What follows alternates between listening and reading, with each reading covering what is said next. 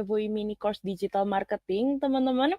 Nah, mungkin ya sebelum kita memulai keseruan malam ini, aku mau tahu nih seberapa excitednya teman-teman untuk mulai atau untuk kita lanjut nih ya ke sesinya. Nah, mungkin boleh ramein live chat box dengan ketik 1 sampai 5 seberapa excited nih kalian untuk sesi malam ini agar aku tahu nih, teman-teman. Yuk, coba aku mau tahu responnya di chat box ya. Apakah sudah banyak yang merespon? Oke. Wah, banyak banget ya angka-angka 5 di sini. Jadi karena teman-teman juga sudah excited dan aku juga udah gak sabar nih buat nemenin kalian semua di sesi malam ini. Jadi kita langsung lanjut aja yuk teman-teman. Nah, teman-teman, jadi hari ini kita akan memasuki hari kedua dari mini course, di mana untuk malam ini kita akan membahas mengenai Introduction to Digital Marketing Landscape nih, teman-teman.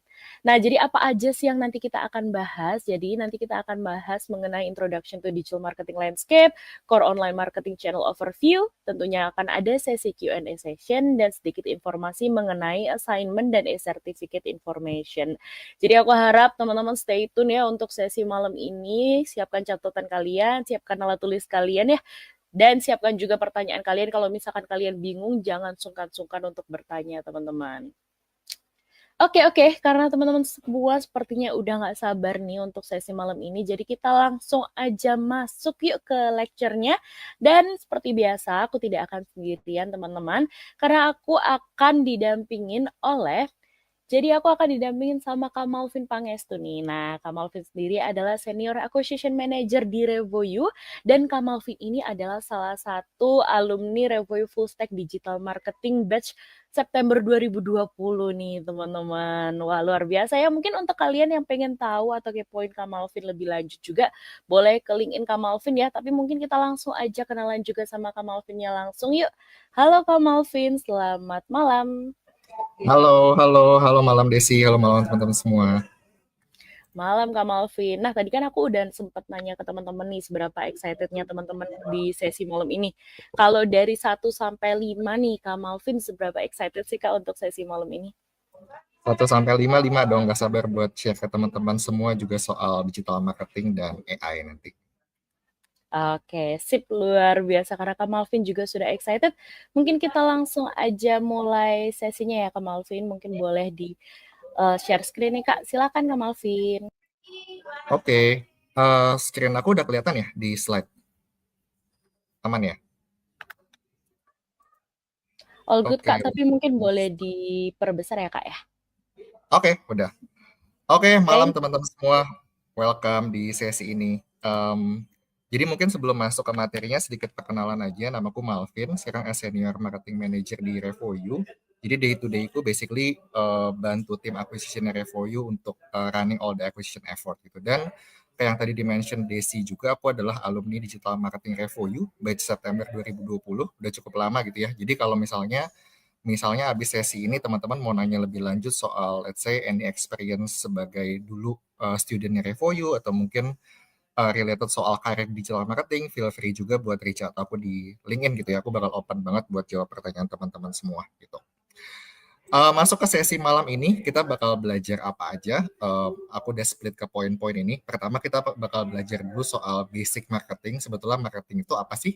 Lalu kita bakal masuk ke spesifik channel. Jadi kita bakal bahas sebetulnya marketing offline sama online itu key differences-nya apa sih bedanya. Lalu kita juga bakal bahas yang namanya channel organik sama channel yang berbayar nih di digital marketing. Kita bakal bahas juga masing-masing keunggulannya apa dan kelemahannya apa. Dan terakhir yang gak kalah exciting juga, kita bakal bahas sebetulnya sekarang penggunaan AI buat digital marketing itu seperti apa gitu. Masuk ke materi pertama, apa sih sebetulnya marketing gitu ya. Marketing kalau kita definisiin, paling simpelnya adalah gimana sebuah bisnis bisa nge-attract sebuah customer sehingga tahu soal produk atau jasa yang ditawarin, dan gak cuma nge-attract tapi juga gimana buat nge-keep customer gitu.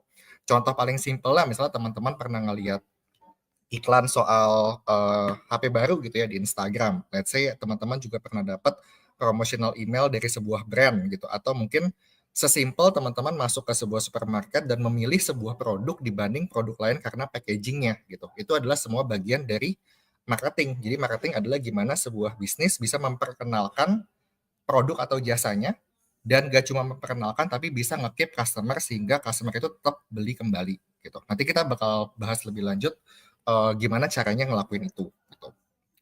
Nah, kalau kita bahas marketing, marketing sendiri itu bisa kita bagi secara garis besar ke dua jenis. Yang pertama itu adalah, dan dua-duanya itu sama-sama penting. Dua-duanya ini nggak bisa berdiri sendiri. Gitu. Marketing yang pertama bisa kita klasifikasi sebagai yang namanya produk marketing. Produk marketing ini adalah gimana caranya ngedesain sebuah produk, gimana ngedesain messaging dari produk itu apa, harganya kayak gimana, target marketnya siapa, positioningnya apa, itu adalah bagian dari produk marketing yang tujuan akhirnya adalah buat making sure bahwa produk yang dibikin ini itu punya marketnya yang namanya adalah product market fit gitu.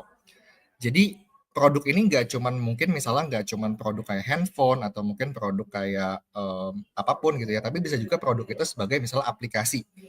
Eh, jadi tugasnya produk marketing ini adalah gimana caranya produknya itu yang di-create itu tuh punya marketnya gitu. Dan mungkin ketika kita bahas sampel job role-nya di sini adalah biasanya role-role-nya itu yang related ke produk. Jadi kayak produk manager, produk owner, produk designer, semuanya itu bertugas untuk making sure produknya ini mencapai product market fit. Intinya produknya ini ada yang mau beli gitu. Dan ketika sebuah produk misalnya laku di pasaran atau mungkin nggak laku di pasaran, itu bukan berarti nggak selalu marketingnya jelek. Bisa jadi misalnya produk itu nggak laku di pasaran, bukan sebetulnya marketingnya jelek, tapi produknya itu nggak ada pasarnya gitu. Jadi sangat amat penting sebelum produk itu dipasarkan, produknya itu harus jelas dulu positioningnya kayak gimana, target marketnya siapa, dan ada yang butuh gitu. Oke, jadi ini part pertama adalah produk marketing. Yang part kedua yang biasanya didefinisikan sebagai marketing adalah ini, yaitu marketing communication. Yaitu gimana messaging dari produk tersebut bisa tersampaikan ke orang yang tepat dengan messaging yang tepat. Yang objektif akhirnya adalah buat acquiring customer, nge-retain customer, dan juga increasing profit gitu. Jadi kalau kita bicara biasa marketing, biasanya marketing yang di-refer itu adalah marketing communication, di mana tujuannya adalah memperkenalkan produk ini ke orang, dan nge-acquire mereka sebagai customer, lalu nge-keep mereka sebagai customer sehingga mereka bisa retain untuk beli lagi. Dan job role yang ngelakuin marketing communication ini biasanya kayak marketing manager atau mungkin marketing eksekutif, digital marketing eksekutif, performance marketer, dan lain-lain. Jadi marketing yang biasa kita refer adalah si marketing communication ini. Jadi kalau kita gambarin tadi ada product marketing dan marketing communication, ibaratnya product marketing itu kayak sebuah perusahaan bikin sebuah mobil gitu ya. Marketing communication-nya adalah gimana mobil tersebut dipasarkan gitu. Jadi itu adalah bedanya.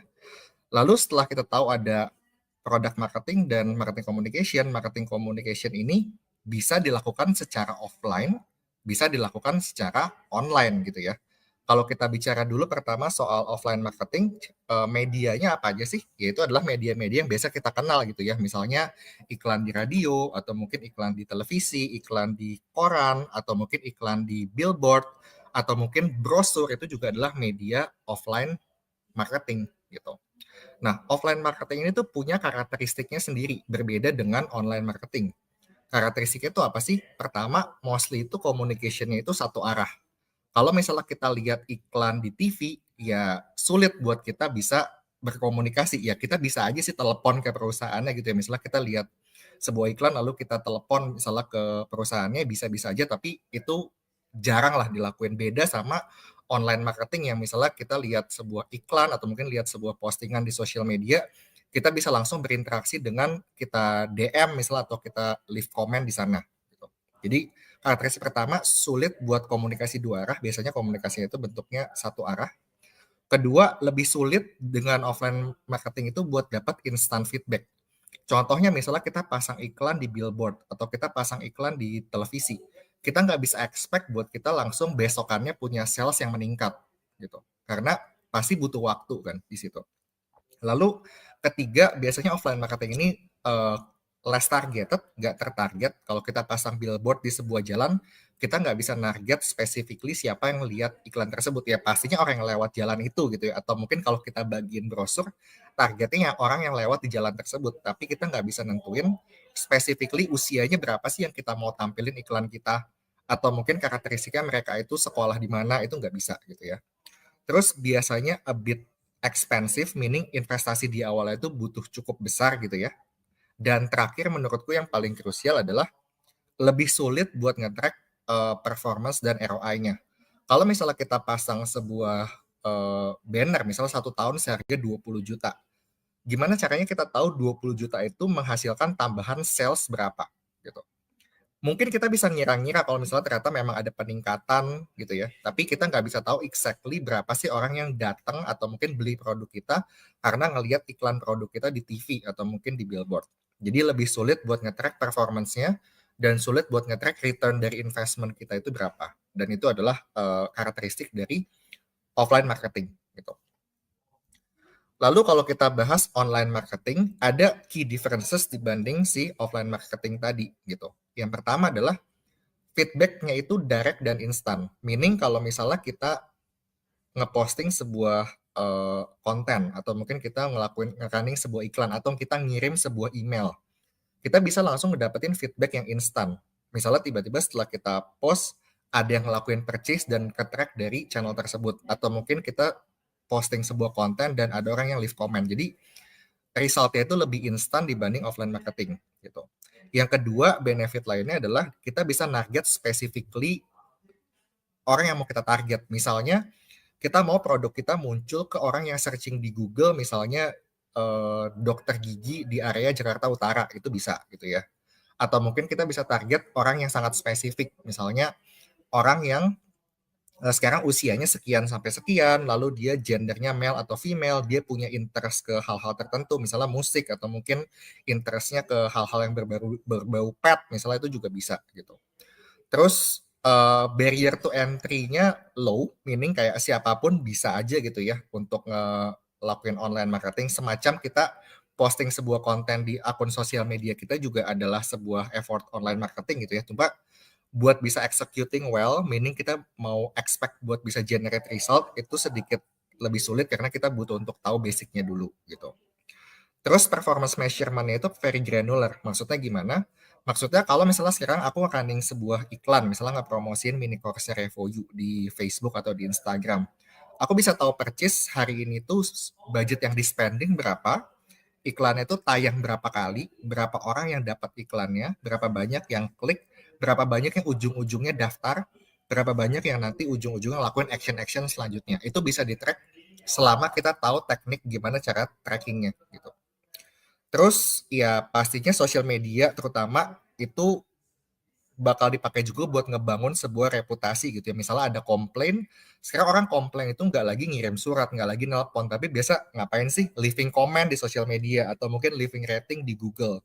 Jadi online marketing itu juga berperan juga buat manage reputasi gitu. Jadi ini adalah two differences-nya dan kalau di recap bedanya online marketing itu lebih instan hasilnya dibanding offline, di mana kalau offline kita butuh waktu buat ngeliat resultnya.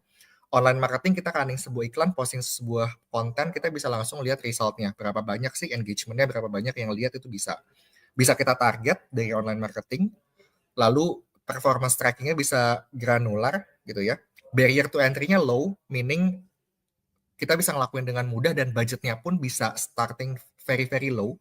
Beda kalau misalnya kita ngiklan di TV, misalnya itu butuh budget yang lumayan atau mungkin pasang banner butuh budget yang lumayan. Tapi kalau kita ngiklan di sosial media, for example, kita bisa start dengan as low as $1 per hari juga bisa gitu. Tapi apakah berarti online marketing selalu lebih superior dibanding offline? Ya enggak juga gitu ya. Buktinya kalau kita buka TV, kita dengar radio, kita lewat di jalan masih banyak billboard gitu kan iklan. Karena kalau offline marketing itu masih works terutama buat target market yang lebih broad gitu ya. Atau mungkin juga ketika action yang diharapkan itu buat orang beli secara offline, kayak misalnya iklan biskuit atau mungkin iklan sabun, mungkin expectation dari actionnya adalah ketika orang belanja di supermarket, dia ingat produknya, ingat brandingnya, dan dia beli secara offline. Sedangkan kalau online, mostly action yang diharapkan itu banyak kan secara online, meskipun bisa juga offline. Gitu. Jadi itu adalah beda utamanya offline dan online marketing gitu ya. Nah, sekarang kita mau masuk ke specifically online marketing channel itu juga bisa kita bagi lagi nih gitu. Ada apa aja sih? Kita bisa ngeklasifikasi channel online itu ada yang sifatnya itu channel acquisition, ada yang sifatnya itu channel buat retention. Bedanya apa? Channel acquisition itu goal utamanya adalah buat acquiring customer, buat orang pertama kali tahu soal produk kita dan buat orang menjadi customer, yaitu dia ngelakuin biasanya pembelian pertama. Biasanya itu yang disebut sebagai new customer ketika orang udah ngelakuin pembelian pertama. Meskipun ada juga definisi acquisition new customer itu yang lain. Mungkin kayak nge-capture data customer atau mungkin nge-install aplikasi gitu. Tapi biasanya paling umum ketika kita bilang acquire customer adalah ketika orang tersebut ngelakuin pembelian gitu. Dan channel acquisition ini biasa channel yang umum dipakai, yaitu kayak misalnya content marketing. Kita nge-searching sesuatu di mesin pencarian dan kita nemu sebuah konten dan kita baca dan akhirnya kita beli misalnya. Atau SEO di mana ketika kita searching konten yang muncul di atas biasanya itu adalah result dari optimization dari search engine. Lalu paid search gitu ya, ketika kita nge-searching ada iklan yang muncul atau mungkin display advertising, paid and social media marketing. Misalnya kalau kita nge-scrolling Instagram atau TikTok atau mungkin YouTube gitu ya, ada muncul sebuah iklan. Channel-channel inilah yang biasanya dipakai buat channel acquisition, memperkenalkan sebuah produk buat mendapatkan customer yang baru gitu. Jadi itulah acquisition channel. Lalu selain acquisition ada juga channel yang sifatnya itu bukan buat dapetin customer baru, tapi buat nge-retain customer yang udah ada gitu. Tadi yang kita definisikan sebagai new customer adalah orang yang ngelakuin pembelian pertama. Setelah orang ngelakuin pembelian pertama, pasti kita mau orang tersebut ngelakuin pembelian kedua, ketiga, keempat gitu ya. Maka channel retention ini tujuan utama dan fungsi utamanya adalah biar orang yang udah beli pertama kali tadi ngelakuin pembelian-pembelian selanjutnya, baik lewat cross-selling, upselling, atau mungkin juga lewat promotional, push notification, dan lain-lain. Jadi channel-channelnya apa aja sih biasanya? Channelnya kalau teman-teman misalnya tiap siang dapat notification dari Shopee gitu ya, tiap jam 12 misalnya, atau mungkin teman-teman nerima email buat ngecek produk baru, atau mungkin teman-teman buka sebuah website lalu muncul banner gitu, itu adalah bentuk retention juga. Atau mungkin bisa juga retargeted ads, misalnya teman-teman pernah mengunjungi sebuah halaman produk di Shopee nih gitu ya, lalu teman-teman udah pernah beli, lalu brand tersebut nawarin lagi produk-produk lain lewat social media ads, itu juga bisa gitu. Jadi cara ada dua, acquisition sama retention. Acquisition ini goalnya buat nge-acquire orang buat beli pertama kali. Channel-channelnya biasanya yang umum adalah kayak social media, search engine marketing. Kalau retention ini specifically goalnya itu buat orang, bikin orang yang udah beli sekali, beli seterusnya gitu. Dan biasa channelnya lewat kayak email, push notification, banner, atau mungkin ads retargeting. Gitu. Jadi bisa kita klasifikasi lagi channel yang acquisition dan channel yang retention. Oke, moving selain channel yang bisa kita klasifikasi sebagai acquisition dan retention, bisa juga kita split sebagai channel yang namanya organic dan channel yang paid gitu. Bedanya apa? Organic itu intinya adalah channel yang nggak berbayar. Jadi sifatnya itu organik gitu ya. Contohnya apa sih? Misalnya social media organik. Ketika kita posting sebuah konten di Instagram bisnis kita, itu kan free kan, kita nggak usah keluar uang, atau mungkin contohnya kita ngirim email marketing ke prospek kita, itu juga masuknya ke channel organik karena kita nggak perlu put marketing budget di sana. Bentukan lainnya juga konten marketing, kita nulis konten yang sifatnya blog di website kita yang nanti ketika orang searching di Google dia muncul. Itu adalah channel-channel yang sifatnya organik dan nggak berbayar gitu. Sedangkan channel yang paid seperti namanya ya channel-channel yang butuh uang baru bisa jalan gitu. Kalau tadi organik kita nggak butuh uang, kita bisa bikin artikel, bikin postingan sosial media, dia udah bisa jalan. Kalau paid ini kalau kita nggak put money, dia nggak jalan. Contohnya kayak search engine marketing. Kalau teman-teman searching sekarang misalnya sebuah keyword di Google, lalu yang muncul di bagian atas biasanya adalah sponsor atau ada tag ad gitu ya. Maka itu adalah iklan yang ditampilkan di Google.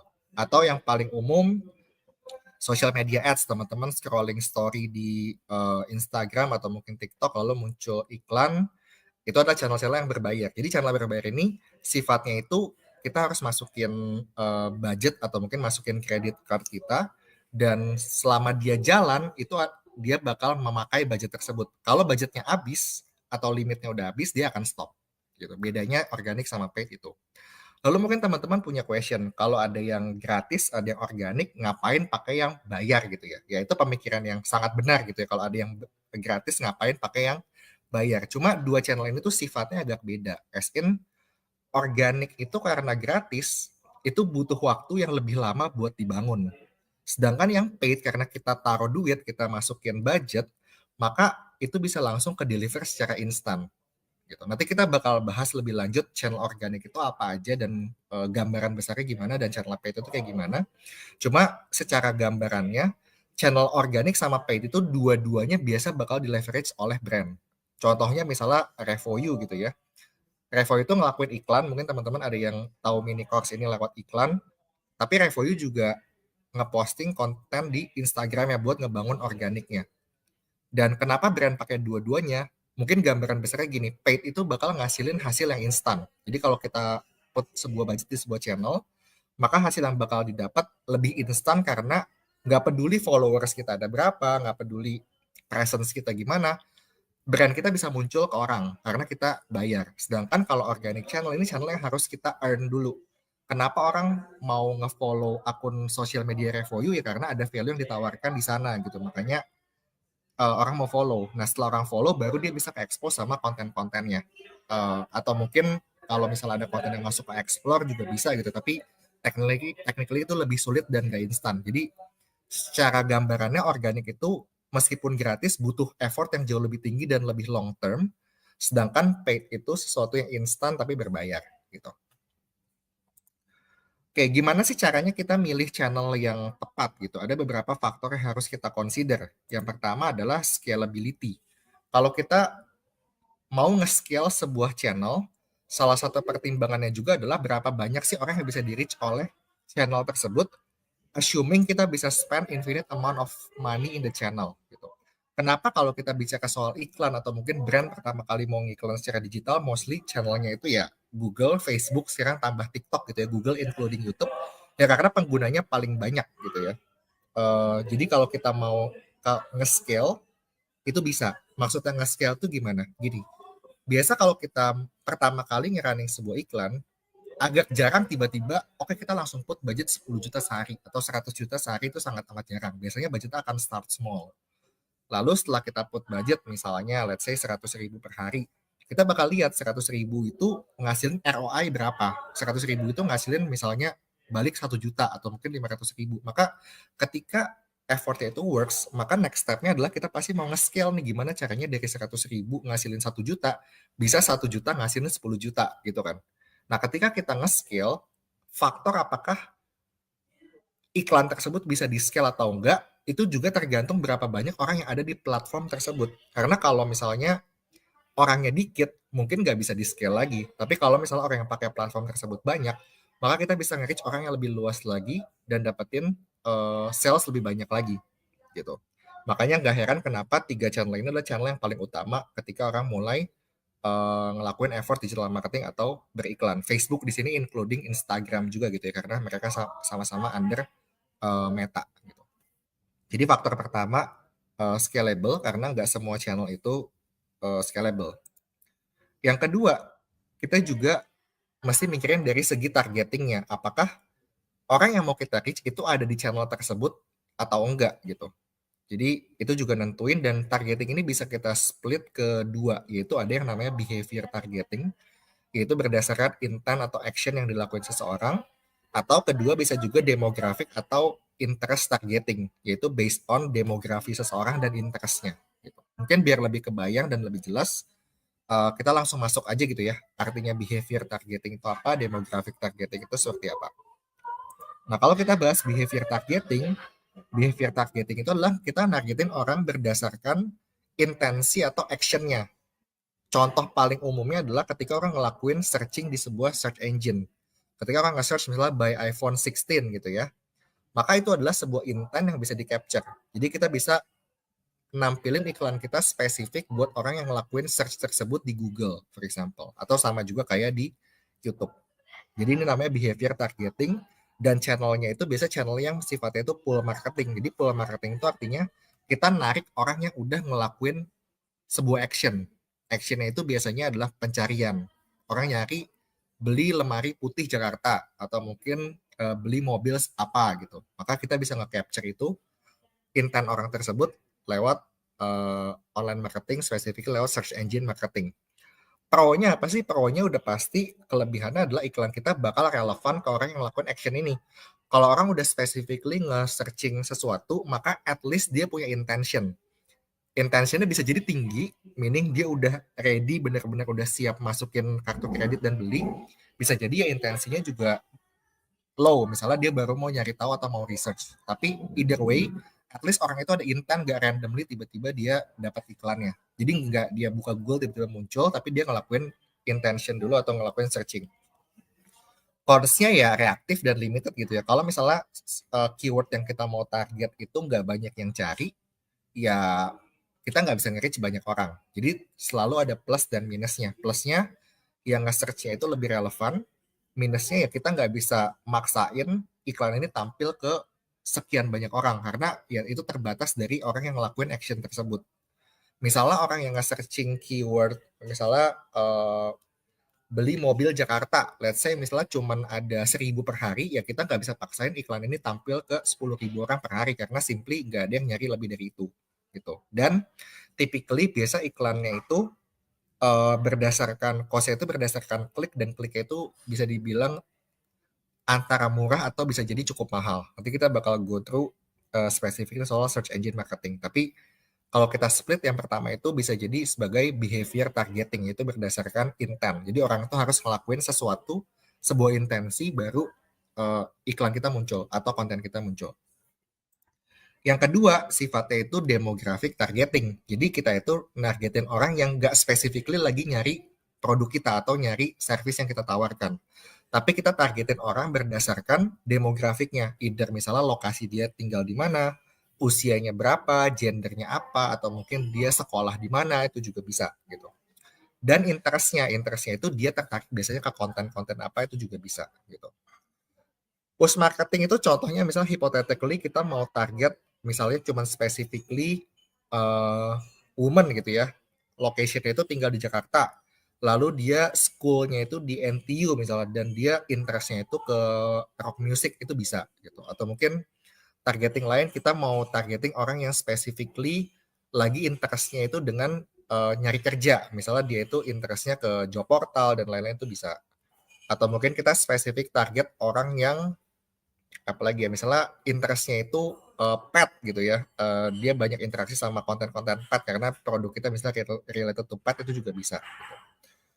Prosnya apa? Prosnya aktif gitu ya, fast reach. Jadi kalau di push marketing kita mau masukin budget hari ini 100 juta kita run juga bisa gitu, karena dia bakal nyari orang-orang yang bisa ditargetin sama iklan kita. Meskipun tetap ada kontrol di kita, kita bisa put specifically, kita cuma mau orang yang tinggal di sini atau mungkin orang yang usianya segini, tapi in general kita bisa lebih spending budget dengan lebih gampang di push marketing karena sifatnya itu nggak berdasarkan intent. Bisa jadi orang itu cuma lagi sekedar scrolling lalu dapat iklan skincare misalnya, atau mungkin lagi lihat-lihat YouTube video lalu muncul iklan apa gitu. Maka lebih gampang buat nge-reach orang, tapi konsnya nggak selalu relevan. Mungkin orang lagi scrolling atau lagi lihat konten apa, maka dapat iklan yang lain, nggak selalu relevan lah. Meskipun biasanya channel push marketing itu punya machine learning. Jadi ketika kita nge-running sebuah iklan, biasanya kita juga bakal ngasih tahu si tools-nya itu, misalnya Facebook Ads, action yang kita mau itu adalah orang ngelakuin apa. Misalnya one example, ketika Revoyu nge-running iklan mini course, maka obviously action yang dimau adalah ketika orang daftar ke mini course. Maka ketika itu terjadi, ada orang yang daftar dan dia convert, AI dari si tools tersebut bakal punya learning. Jadi dia tahu, oh orang yang convert itu karakteristiknya itu seperti ini nih. Jadi dia bakal menyesuaikan lagi orang yang dapat iklannya itu yang lebih mirip ke orang-orang yang udah convert. Jadi ada bentuk optimization-nya juga. Jadi biasanya ketika ads-nya tersebut udah dapat conversion, makin lama performanya bisa bisa makin baik gitu. Nah, lanjut lagi ada juga konsep yang lumayan penting yaitu customer acquisition cost gitu. Artinya adalah cost yang dikeluarin sebuah bisnis buat nge-acquire satu customer baru gitu. Dan customer ini di-define sebagai apa? Biasanya di-define ketika orang tersebut udah ngelakuin pembelian pertama gitu. Atau mungkin buat tipe bisnis lain bisa juga didefinisikan ketika orang tersebut baru bikin akun buat free trial atau mungkin nge-install sebuah aplikasi.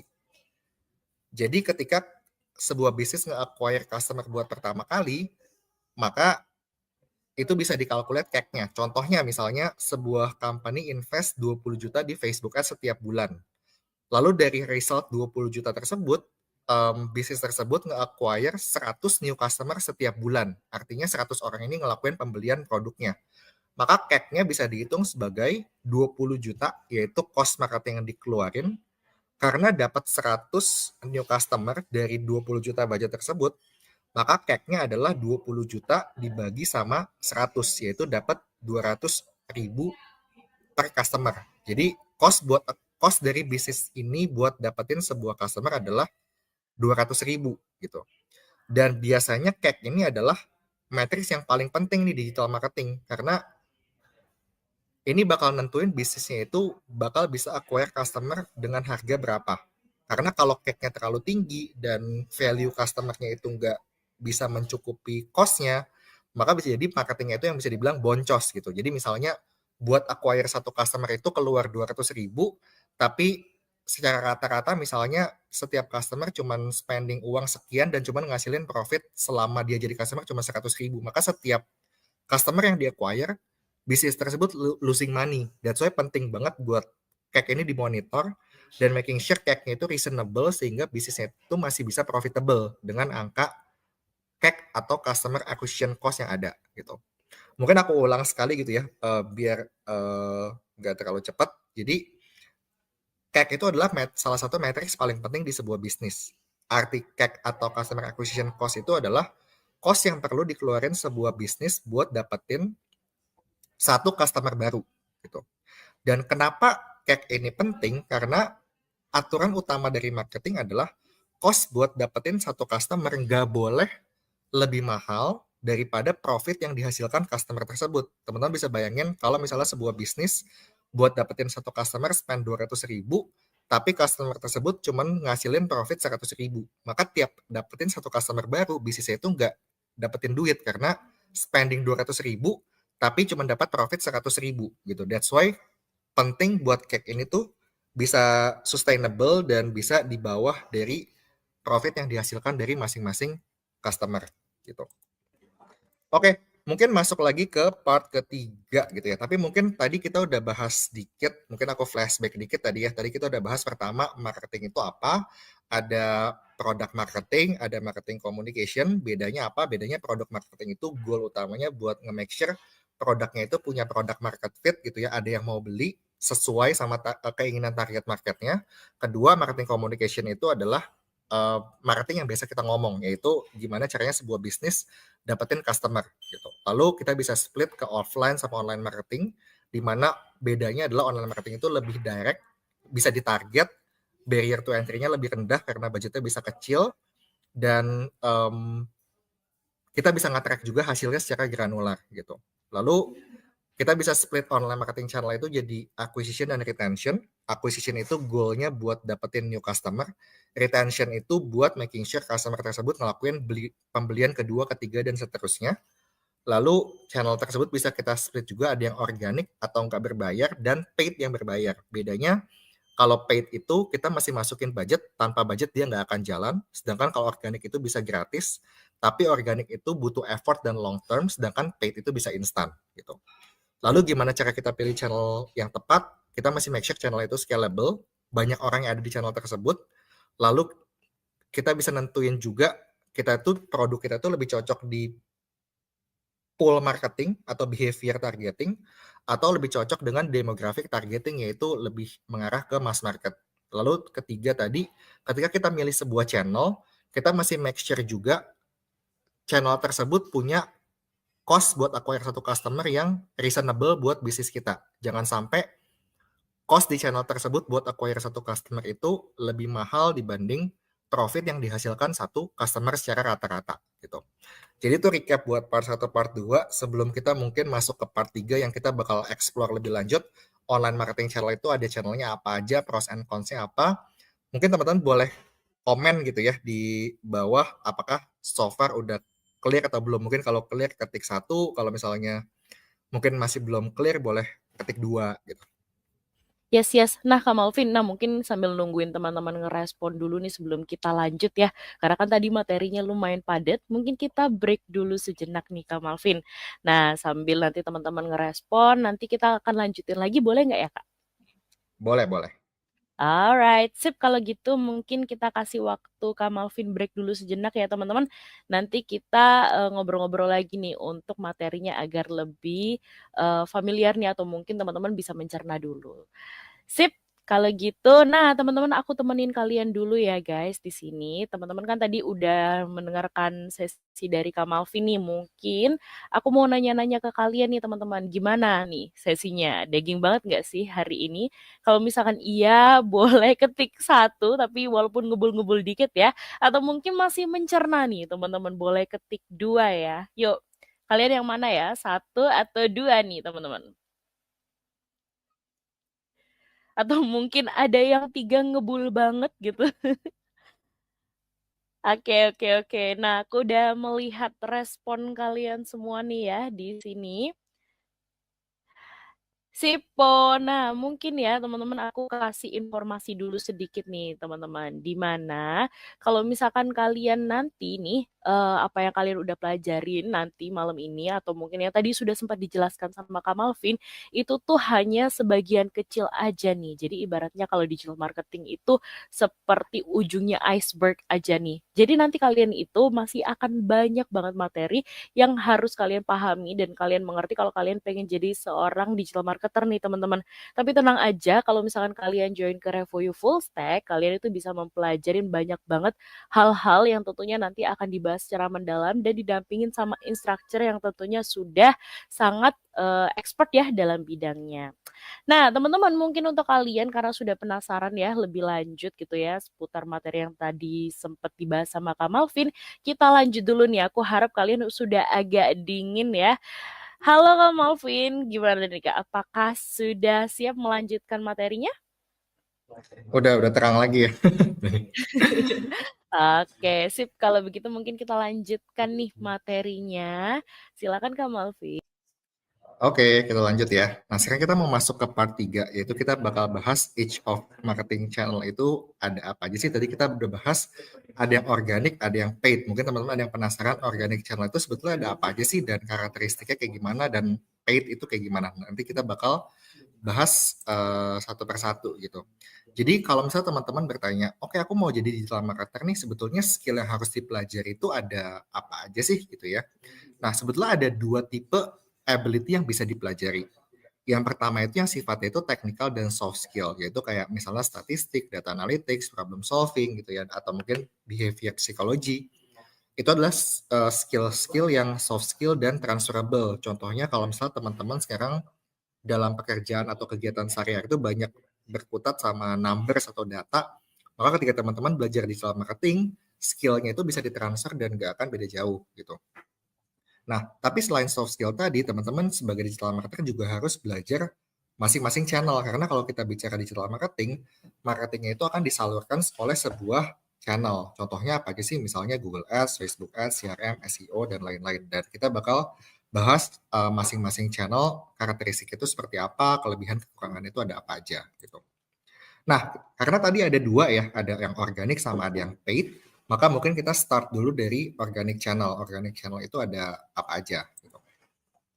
Yang pertama, kayaknya ini yang paling familiar gitu ya buat teman-teman semua dibanding channel-channel lain, yaitu adalah social media organik. Aku yakin teman-teman di sini semua at least punya akun Instagram atau akun TikTok gitu ya.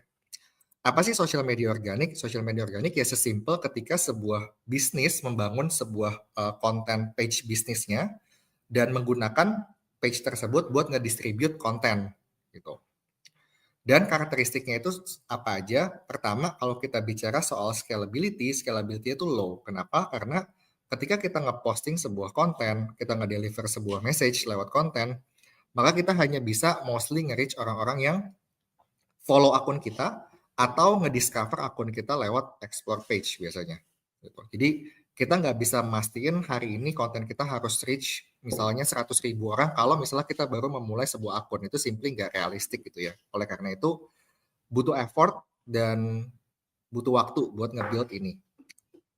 Dan kalau kita bicara tadi, ketika kita milih sebuah channel, apa sih consideration-nya? Consideration-nya juga adalah CAC-nya gitu ya. Berapa sih cost yang perlu dikeluarin buat bisa acquire sebuah customer lewat channel tersebut. Dan karena social media organik ini channel yang gratis, maka CAC-nya obviously low. Tapi low ini bukan berarti tanpa effort gitu, karena effortnya bakal perlu waktu buat ngebangun audiensnya. Gitu.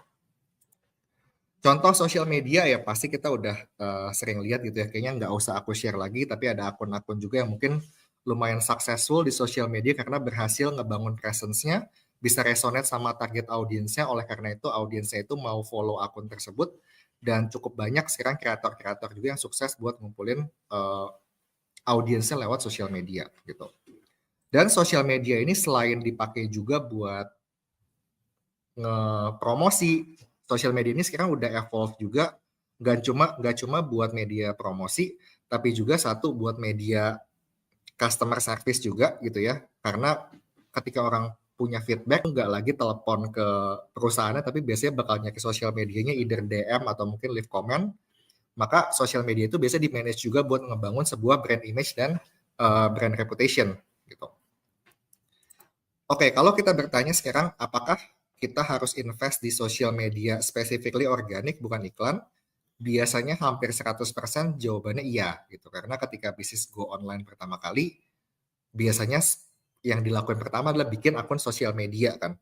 Karena sosial media itu memang penting karena kita perlu buat nge-establish credibility, kita bisa engage buat sama orang-orang yang tertarik sama produk kita, sama followers kita, dan kita juga bisa leverage channel tersebut buat gather feedback, buat interaksi langsung sama potential customer, buat ngejawab keraguan mereka, buat ngeedukasi mereka. Maka sepenting itu sosial media gitu. Tapi mungkin sosial media itu nggak bisa kita expect kalau kita mau ngedrive immediate traffic ke website atau aplikasi kita. Kecuali kita pakai ads. Memang sekarang ada potensi, terutama dengan adanya TikTok gitu ya, karena potensi buat bisa post itu reach lebih banyak orang kalau kita belum punya following itu ya memang lebih besar di channel TikTok sekarang. Tapi kalau goal kita memang tetap buat langsung immediately hari ini kita punya sales dan sekian, nggak realistis buat kita rely ke sosial media doang, apalagi kalau misalnya akunnya masih baru. Beda kalau misalnya kita udah membangun sebuah following, let's say 10.000, 100.000, atau 1 juta followers, mungkin kita bisa expect itu, tapi itu butuh waktu kan, butuh long term. Jadi, should you invest in social media? Biasanya iya, tapi kita nggak bisa langsung expect immediate result, karena butuh waktu buat ngebangun audiensnya, gitu. Lalu channel organik lainnya yang mungkin teman-teman ada yang tahu, ada yang mungkin baru pernah dengar, yaitu ada yang namanya CRM. CRM itu apa sih? CRM itu adalah singkatan dari Customer Relationship Management.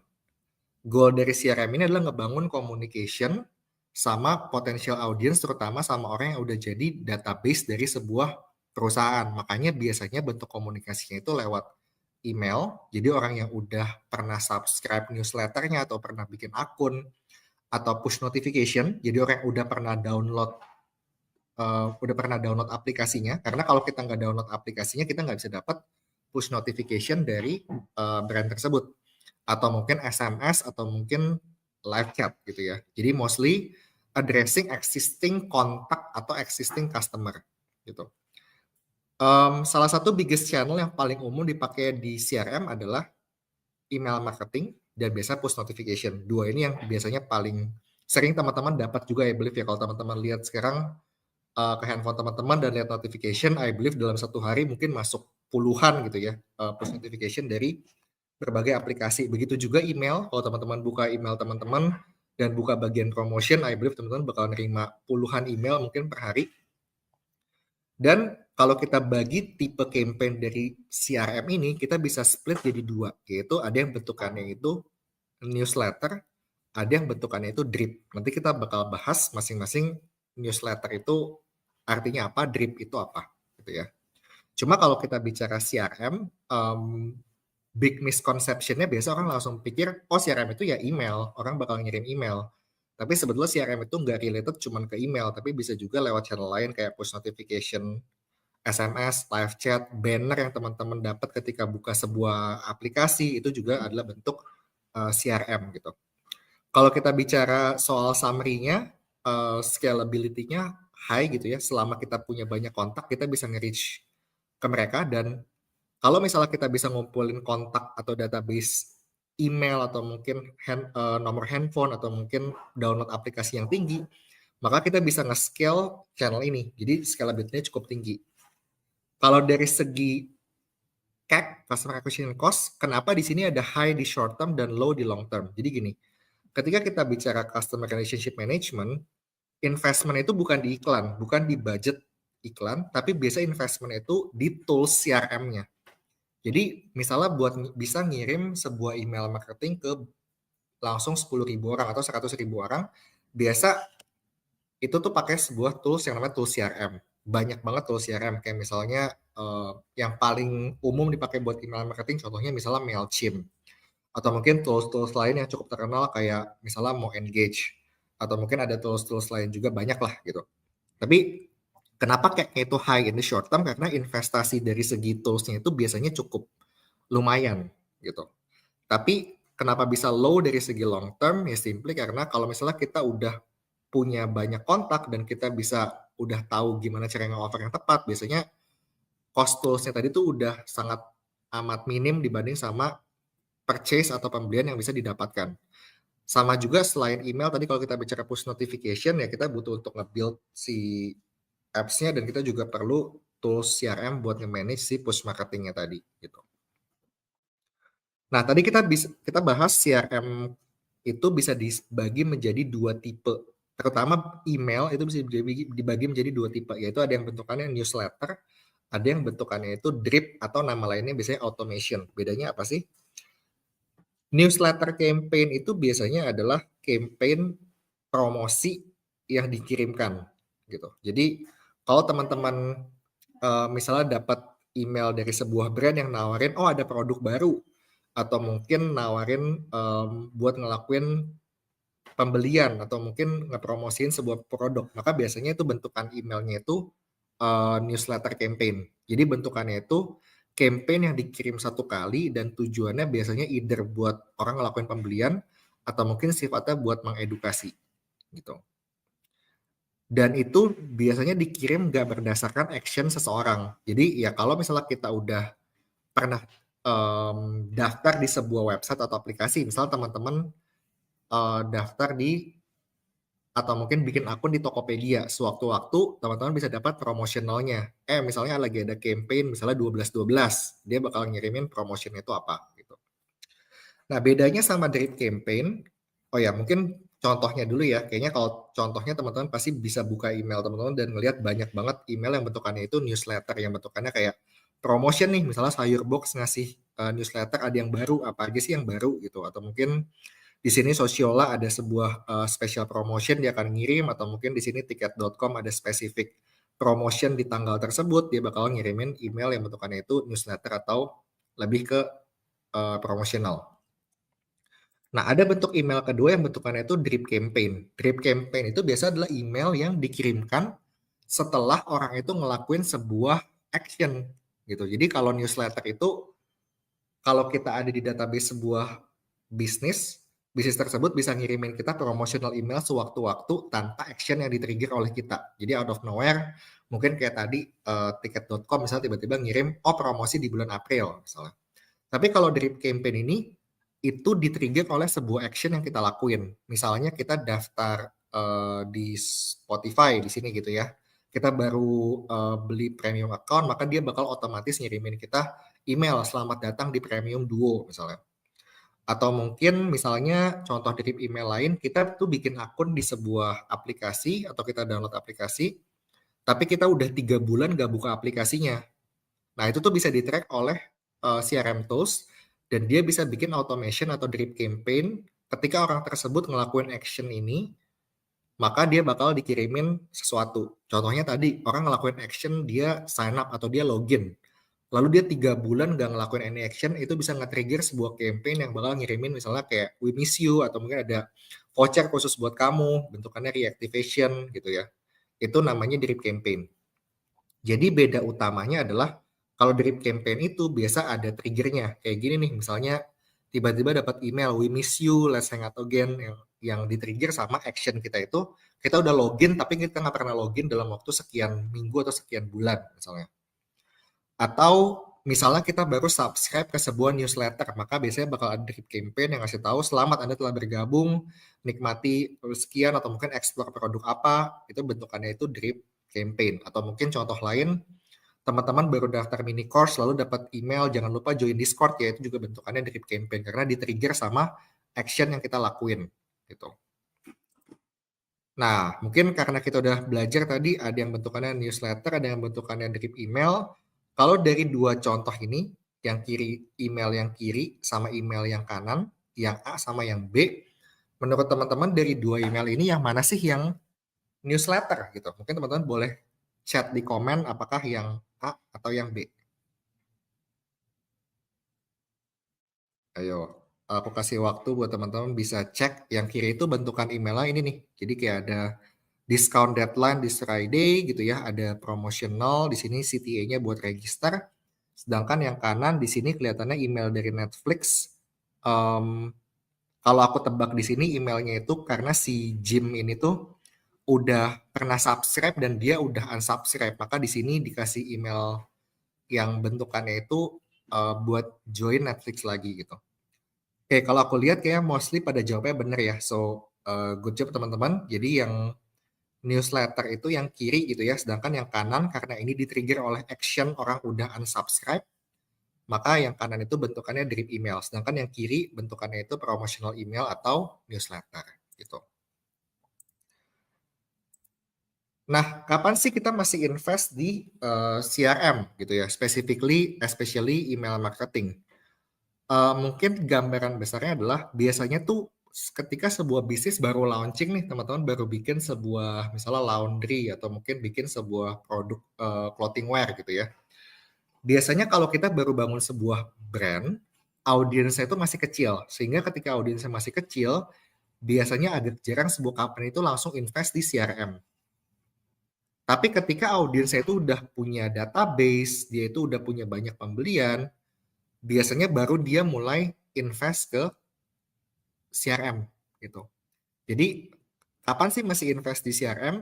Typically bisnis itu mulai invest di CRM ketika dia itu udah mulai punya database. Karena kalau misalnya nih orang yang database yang kita punya itu yang pernah beli di kita atau mungkin yang pernah masukin email di newsletter kita itu cuma misalnya 10 orang. And then nggak make sense buat kita invest di CRM buat ngirimin email ke 10 orang karena apa gunanya? Pasti conversionnya very very low. Tapi the moment misalnya kita udah punya let's say 10.000 audience yang udah pernah misalnya join webinar kita atau mungkin udah pernah ngelakuin purchase, maka very make sense buat kita pakai CRM buat kita bisa reach out lagi ke 10.000 orang ini. Jadi typically bisnis itu mulai investasi CRM ketika dia udah punya audience. Karena karakteristik CRM adalah kita cuma bisa nge-reach orang-orang yang kita udah punya database-nya, either itu email, download aplikasi kita, atau dia masukin nomor handphone gitu. Jadi typically biasa ketika bisnis itu udah mulai punya database gitu. Jadi kalau bisnis kita masih too small, biasanya nggak make sense buat invest. Tapi ketika bisnis kita udah mulai punya audience, dan make sense buat kita mulai start invest di CRM gitu. Nah, kita masuk ke channel organik ketiga, yaitu SEO. Mungkin teman-teman pernah dengar juga. SEO itu adalah Search Engine Optimization. Yang kalau dijelasin gampangnya adalah kalau kita ngelakuin sebuah searching nih di Google. Misalnya kita search misalnya sepatu pantofel terbaik, atau mungkin kita nge-search celana denim termurah misalnya di Google. Maka hasil yang muncul di mesin pencarian itu bakal diurutkan sama Google. Ada yang urutannya paling atas, ada yang paling bawah, ada yang halaman pertama, halaman kedua, sampai halaman ke-1000-an. Nah, gimana caranya sebuah artikel, sebuah brand, sebuah produk bisa muncul di halaman terdepan, itu kalau misalnya halaman tersebut udah dioptimize secara search engine optimization. Dan ada tekniknya lah, gimana caranya biar misalnya si artikel atau produk tersebut, halaman spesifik tersebut bisa muncul di halaman depan search engine. Yaitu itu ilmu yang bakal dipelajari di SEO gitu. Kalau kita bicara summary, scalability-nya high gitu ya, targetingnya behavioral karena berdasarkan orang ngelakuin searching, bukan tiba-tiba orang dapat iklan ya, tapi orang harus ngelakuin searching kayak tadi, misalnya beli lemari kayu Jakarta misalnya, maka behavior. Dan kalau dari segi CAC biasanya secara short term itu high. Kenapa bisa high? Karena buat ngelakuin SEO itu butuh investment di manpower sama butuh investment di tools gitu ya. Sedangkan SEO itu nggak akan ngasilin result dalam waktu jangka pendek. Sosial media, kalau kita bicara sosial media organik, ada kemungkinan secara short term kita bisa dapat boost. Misalnya tiba-tiba kita buat sebuah postingan konten dan kontennya itu masuk FYP punya 1 juta views, mungkin hasilnya bisa immediate. Tapi buat SEO itu udah pasti nggak mungkin immediate. Butuh waktu berbulan-bulan atau mungkin sampai tahunan kalau misalnya keyword yang di search itu yang mau dioptimasi itu competition-nya itu tinggi. Tapi secara long term ketika bisnis tersebut udah muncul di halaman pencarian, halaman depan, maka investment-nya itu bakal low. Dari segi CAC, cost-nya itu udah nggak gede, tapi dia bisa ngasilin sales. Enak kan sebetulnya. Tapi again, SEO ini adalah channel yang nggak semua bisnis bisa leverage dan nggak semua bisnis juga punya resource and capacity-nya buat nge-build ini. Maka biasanya ini nggak jadi pilihan awal. Oh, kita mau ngelakuin online marketing, let's focus on SEO pertama. Biasanya enggak, karena resultnya lama dan butuh effort yang lumayan tinggi dan mungkin butuh waktu bulanan sampai tahunan buat kita bisa lihat resultnya. Tapi ketika resultnya itu udah jalan, maka buat bisnis-bisnis tertentu ada juga yang relying solely salesnya itu datang dari SEO gitu.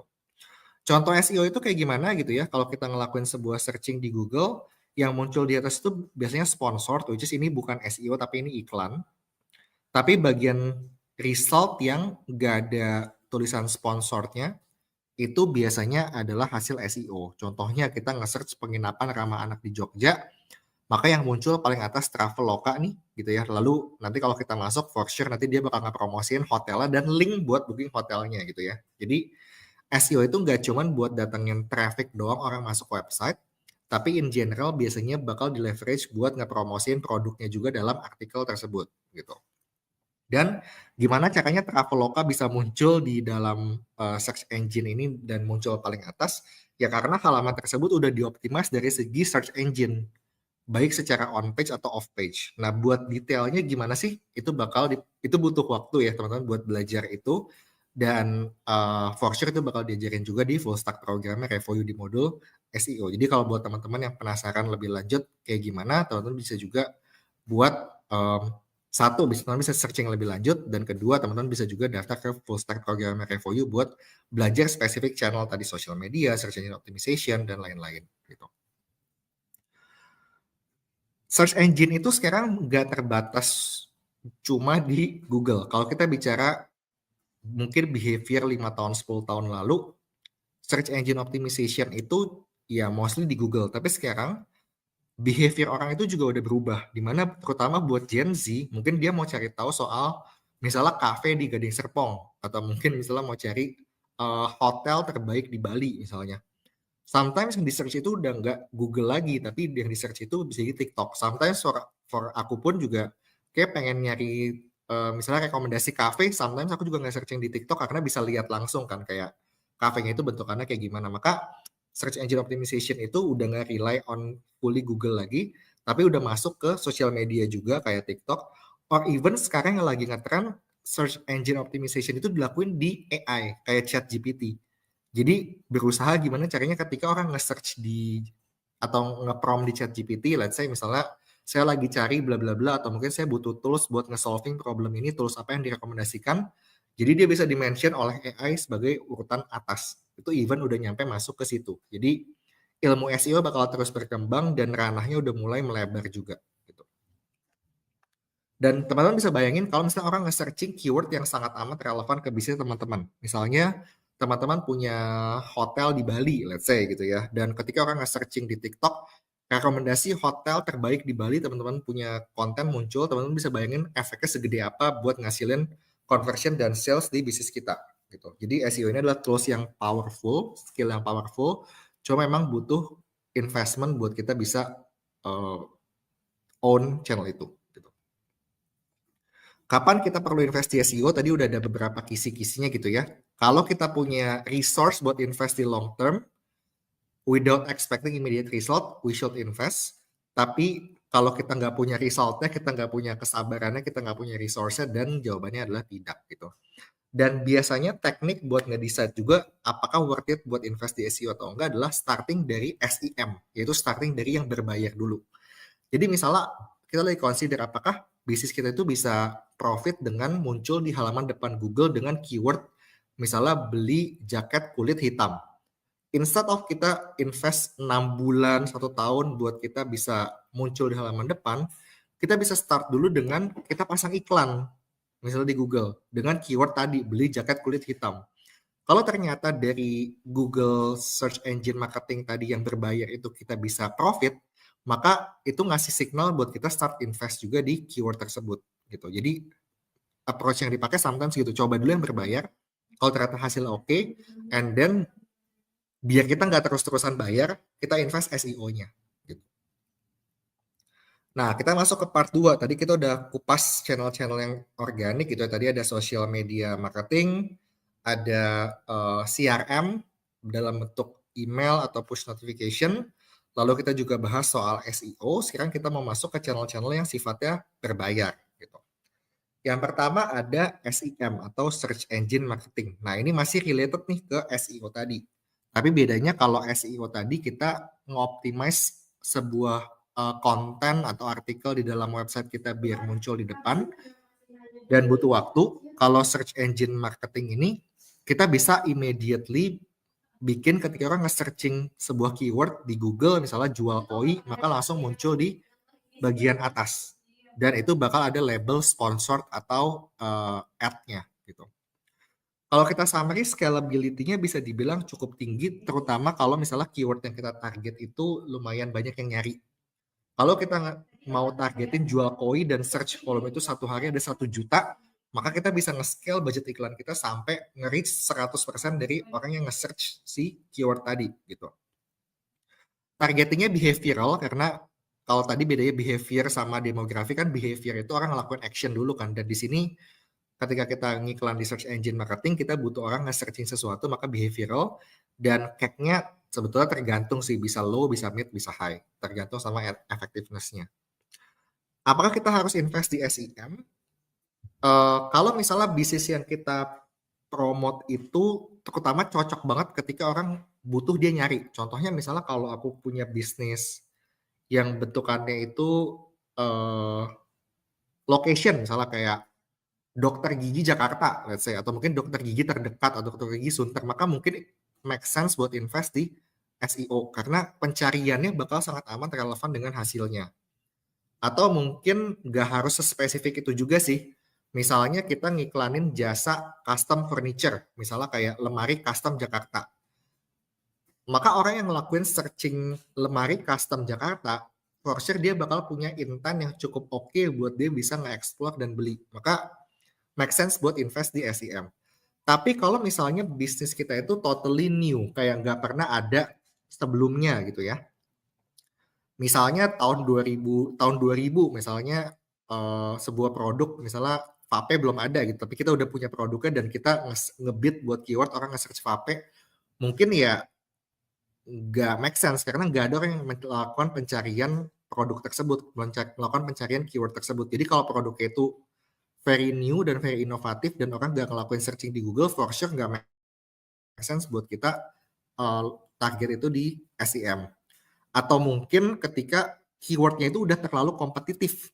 Misalnya kita punya showroom di Jakarta dan kita ngiklan di Google, misalnya keywordnya itu showroom Jakarta. Maka aku bisa imagine cost yang mesti kita keluarin buat dapetin 1 klik itu bakal very very high karena competition-nya pasti bakal tinggi.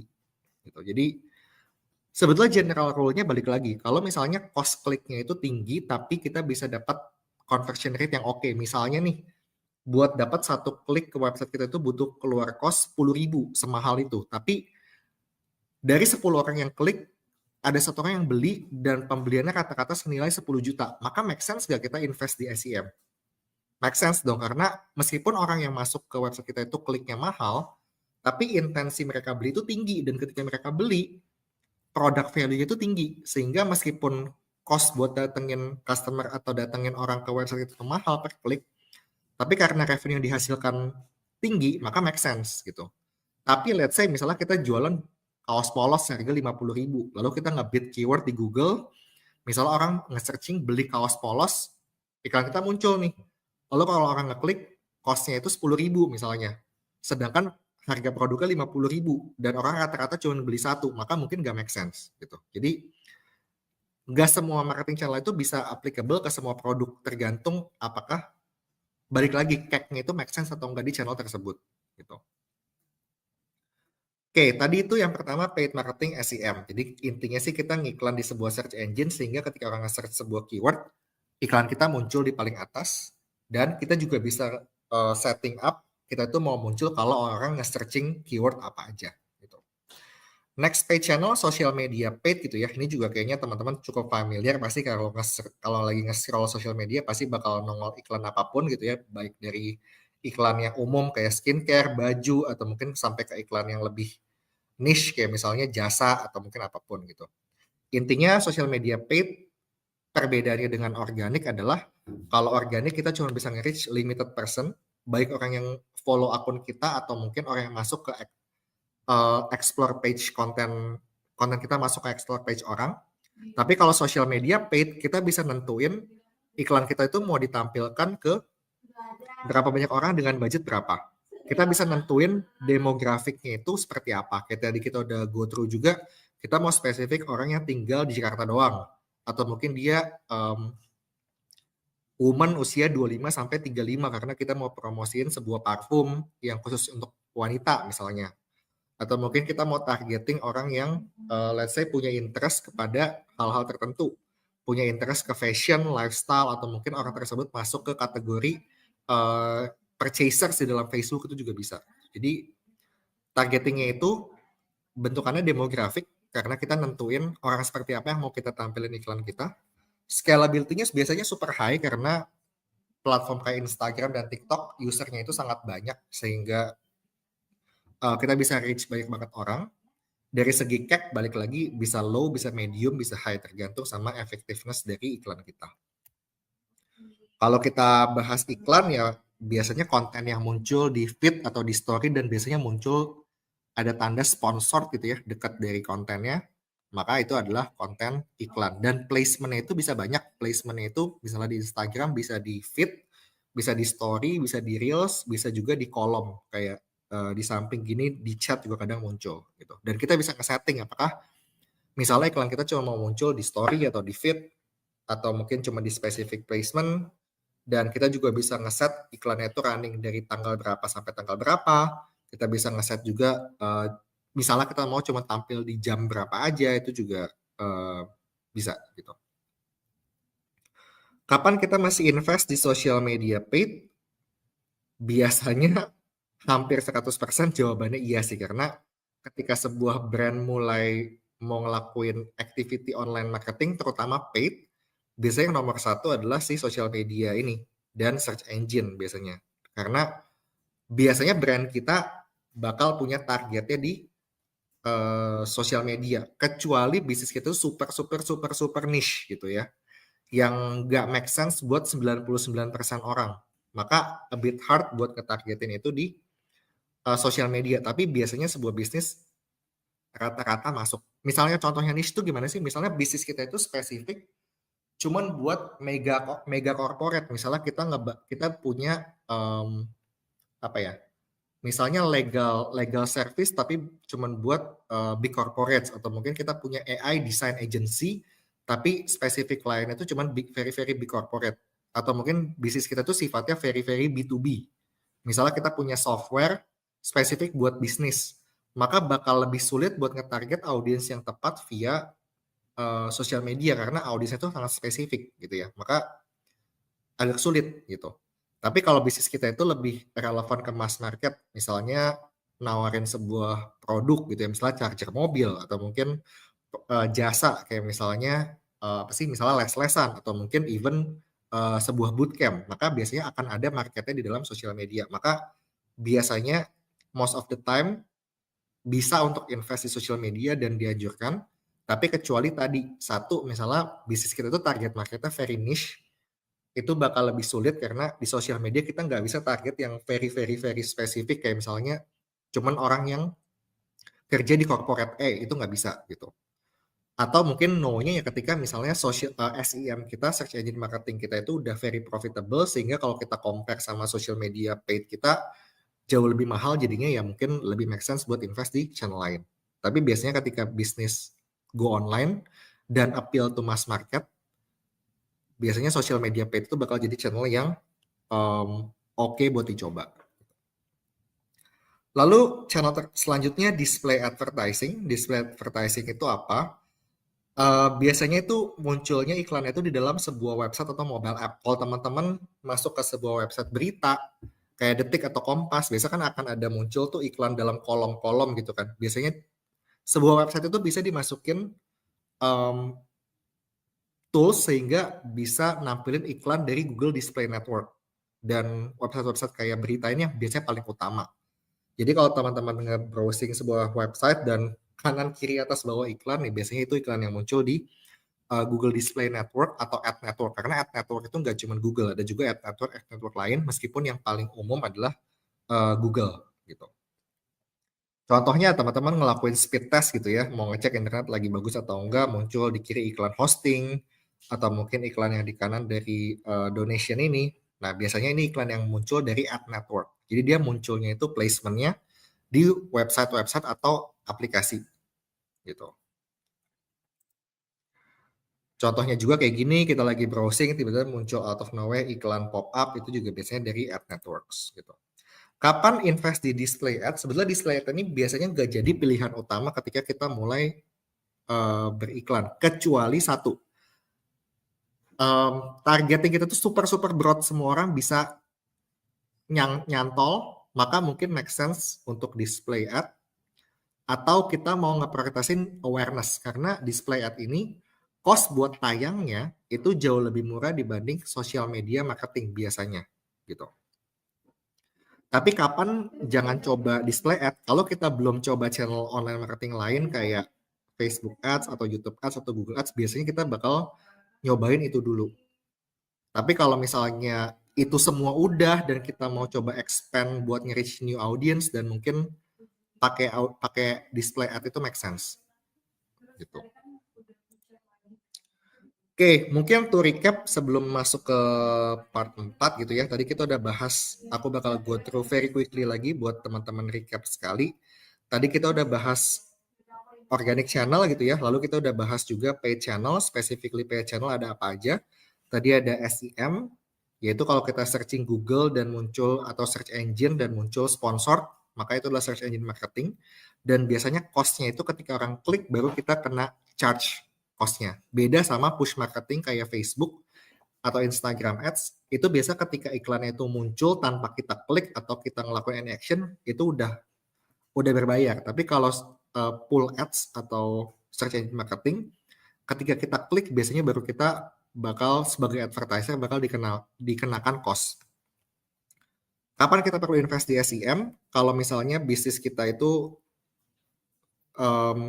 kita tahu orang itu nge-searching bisnis kita, tapi kalau misalnya bisnis kita itu super baru dan gak ada yang searching, maka udah pasti kita nggak bisa invest di SEM.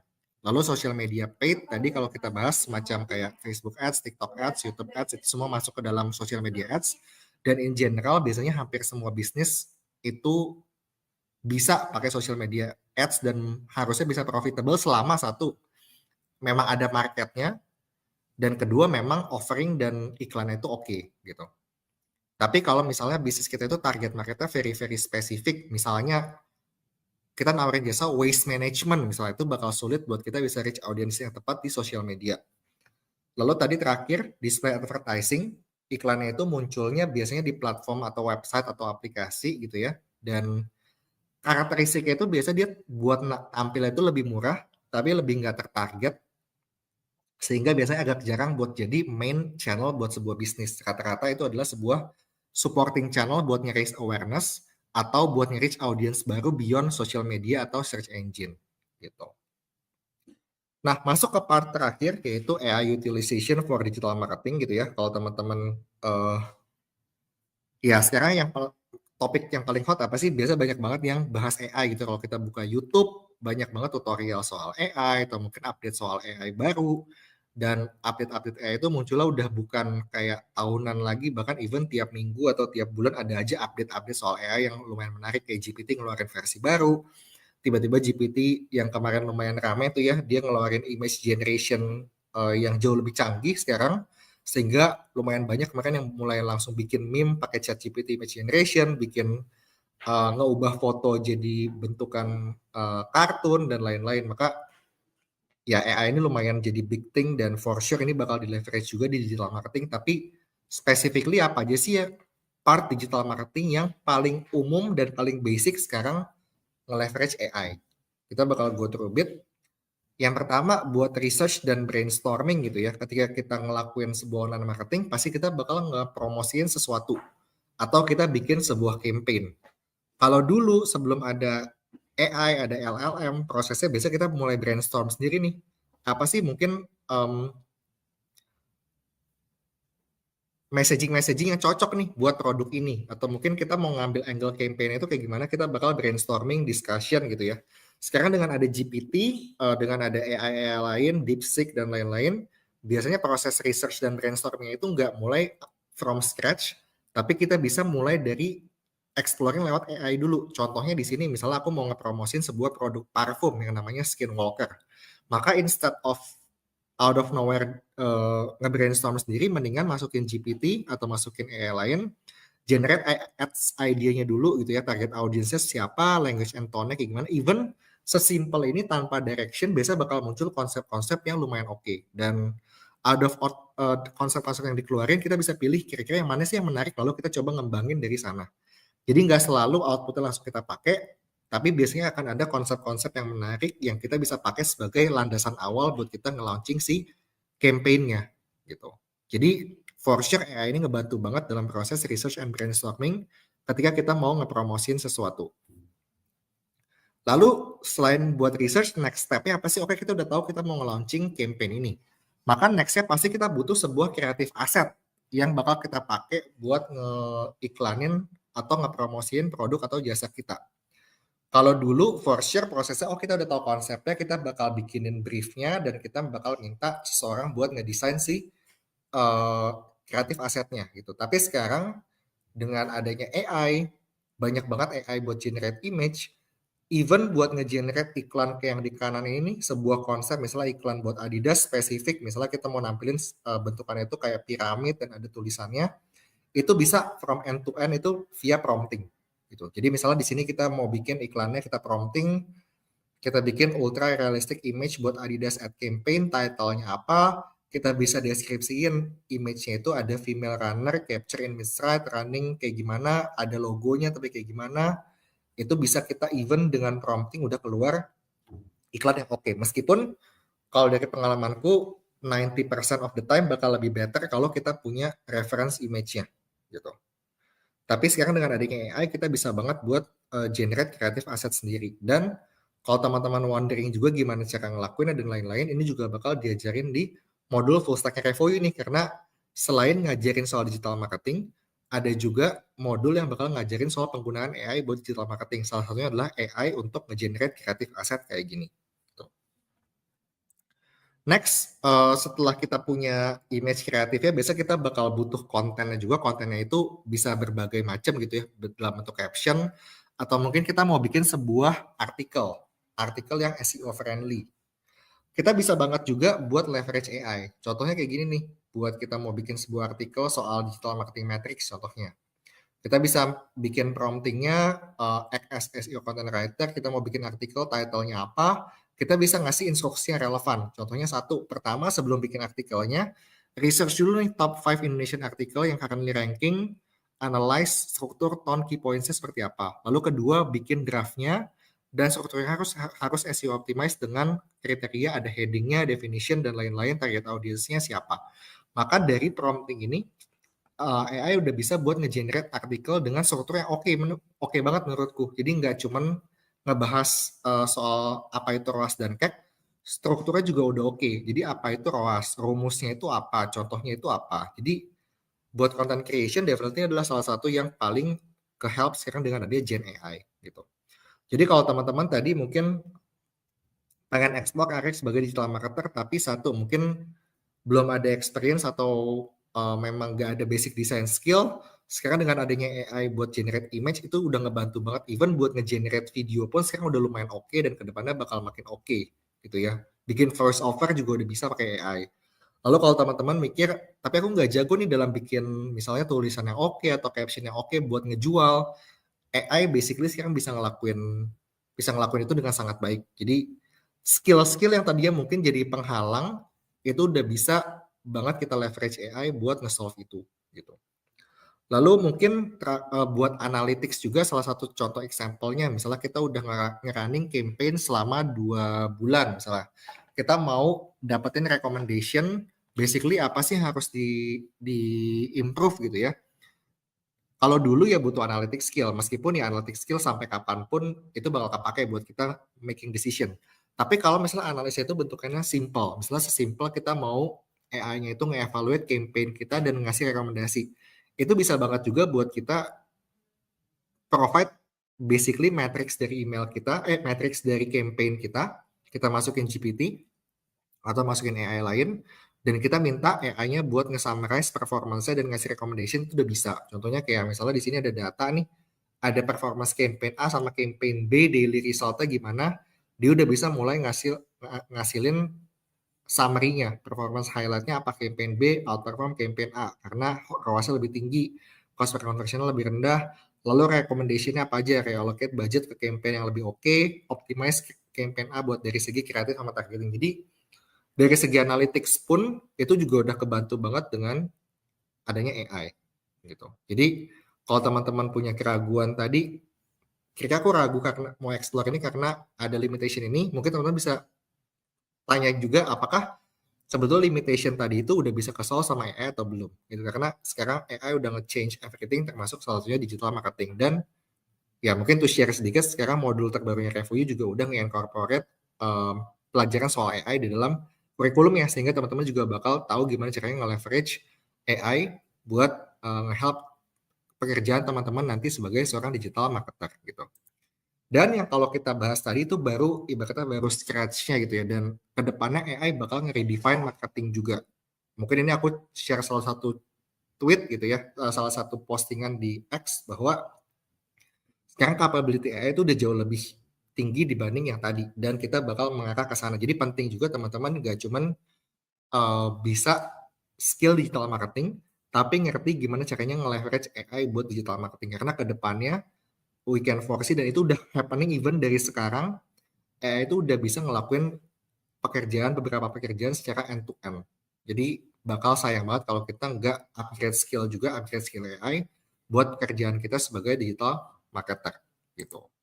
Dan mungkin to share juga di Revoyu, selain teman-teman bakal belajar dari satu instructure-nya pasti, yang kedua teman-teman bakal punya mentor di small group, teman-teman juga punya fasilitas tambahan yaitu AI yang bakal ngebantu teman-teman dalam belajar, yang kedua juga dalam nanti job seeking gitu. Mungkin untuk aku kasih lihat quickly aja nih bentukannya gitu ya. Nanti teman-teman bakal sebagai student Revoyu, teman-teman bakal punya akses ke custom AI yang udah di-build untuk ngebantu proses belajar dan proses job seeking-nya teman-teman juga. For example, tadi ada yang namanya AI Learning Assistant gitu ya. Nanti kalau kita masuk ke sini, bedanya AI ini dengan ChatGPT biasa adalah AI ini tuh udah di-embed sama knowledge spesifik dari setiap modul kurikulum yang ada di Revoyu. Jadi nanti ketika teman-teman menghadapi mungkin kesulitan dalam belajar atau mungkin mau nge-solve spesifik problem atau mungkin mau tahu lebih lanjut, mau dapetin learning resource dari materi tersebut, teman-teman bisa ngegunain Revoyu AI Learning Assistant ini nih nanti buat proses belajar teman-teman. Lalu selain itu ada juga nanti AI yang bakal ngebantuin teman-teman dalam proses pencarian kerja. Ada AI dari tools ini yang bakal ngebantu teman-teman nge-craft experience yang bakal teman-teman taruh di CV dan portofolio. Ada AI yang bakal ngebantu teman-teman ngediscover bikin part about me yang teman-teman bakal taruh nanti di CV misalnya. Ada juga yang bakal ngecek job yang teman-teman mau apply itu seberapa oke-nya sih, seberapa relevannya dengan profil yang teman-teman punya, dan gimana nge-optimize application teman-teman biar lebih cocok lagi ke dalam application tersebut. Nah, ini semua fitur-fitur ini bakal nanti di-explore dan di-explain sama tim Revoyu juga nanti di sesi soal karir yang bakal ada di sesi-sesi ke depannya gitu. Jadi selain teman-teman belajar soal AI, teman-teman juga bakal disupport sama AI tools yang bakal ngebantu teman-teman dalam belajar dan dalam proses mencari kerja nanti, sehingga ketika teman-teman mencari kerja, teman-teman bakal jauh lebih stand out dibanding orang lain, karena satu, teman-teman udah belajar modul AI, teman-teman nggak cuma digital marketer, tapi digital marketer yang understand dan menguasai skill AI. Kedua, dalam belajar teman-teman bakal punya support yang lengkap. Selain instructor, bakal ada team lead yang ngebantu atau mentor yang dalam grup kecil. Dan juga teman-teman bakal punya AI yang teman-teman bisa leverage buat belajar. Ketiga, dalam proses job seeking nanti, selain dibantu sama mentor, sama career coach, teman-teman juga bakal punya akses ke AI yang bakal bantu teman-teman bikin CV jauh lebih cepat, prepare interview lebih oke, dan juga nge-cut pastinya proses buat teman-teman prepare aset buat nanti cari kerja gitu. Oke, mungkin itu dulu buat sharing dari aku hari ini buat materinya, sebelum mungkin nanti ada Q&A. Semoga teman-teman bermanfaat buat teman-teman semua, dan semoga udah lebih kebayang tadi ya marketing itu seperti apa. Lalu jenis-jenis marketing itu ada yang offline dan online, bedanya seperti apa. Channel-channel marketing itu ada yang buat acquisition, ada yang buat retention, ada yang paid dan organic, dan masing-masing channel tersebut punya kelebihan dan kekurangan masing-masing pastinya. Dan channel mana yang kira-kira cocok buat di leverage oleh bisnis itu tergantung lagi nanti sesuai kebutuhan kita. Tapi hopefully udah ngasih gambaran buat teman-teman. Kalau teman-teman udah mulai tertarik, oke, kayaknya aku mau explore lebih lanjut soal misalnya advertising di paid channel. Aku mau explore tadi misalnya gimana caranya sih jadi social media spesialis. Nah, teman-teman juga nanti bisa belajar di Full Stack Revoyu buat dapetin materi yang lebih lengkap dan mempersiapkan teman-teman dari segi knowledge, dari segi portofolio, dan juga dari segi experience nanti. Gitu. Oke, mungkin itu dulu materi dari aku. Aku balikin dulu ke Desi buat sesinya. Alright, thank you Kak Malvin. Tadi udah mantep banget ya penjelasannya dan udah detail banget nih. Aku harap teman-teman udah dapat gambaran lebih jelas ya. Dan kalau misalkan teman-teman mungkin masih mencerna, nggak apa-apa banget. Kalian bisa rewind kembali ya videonya dari awal. Teman-teman kalian bisa serapin dulu nih materi yang tadi udah disampaikan Kak Malvin. Nah, tapi agar lebih jelas lagi nih ke Malvin, aku udah ngumpulin beberapa pertanyaan dari teman-teman semua. Mungkin aku juga mau say sorry ya untuk teman-teman, aku nggak bisa ngumpulin atau masukin semua pertanyaan yang ada, tapi aku harap pertanyaan yang udah aku pilih ini mewakili ini. Nah, mungkin kita langsung aja masuk ke Malvin ke pertanyaan pertama dari Anonymous. Biasanya suka ada istilah spread awareness terkait produk. Itu gimana sih, Kak? Karena kesannya kayak waste the money. Nah, mungkin boleh dibantu explain nih, Kak Malvin. Iya, ini lumayan sering kita dengar gitu ya. Kalau kita iklan itu kita harus spread dulu awareness-nya buat semua orang tahu. Apakah itu tepat? Menurutku enggak, karena menurutku ketika kita misalnya ngelakuin activity di marketing, maka sebetulnya end goal kita adalah narik bukan cuman semua orang, tapi adalah orang-orang yang tepat dan relevan sama produk kita gitu. Dan sebetulnya istilah spread awareness ini tuh sebetulnya bisa diartikan macam-macam gitu ya. Apakah misalnya kita endorse influencer, contoh itu kan salah satu bentuk paid marketing juga.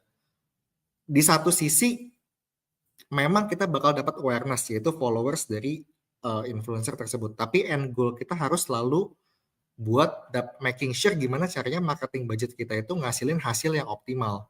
Meaning ngasilin sales dan revenue ke produk kita gitu. Maka biasanya ketika kita punya bisnis, let's say aku baru bikin sebuah laundry, maka aku nggak akan spending marketing budget simply buat biar ada awareness buat semua orang tahu, karena itu nggak terlalu penting. Yang penting adalah gimana caranya iklannya itu bisa ngasilin return yang maksimal.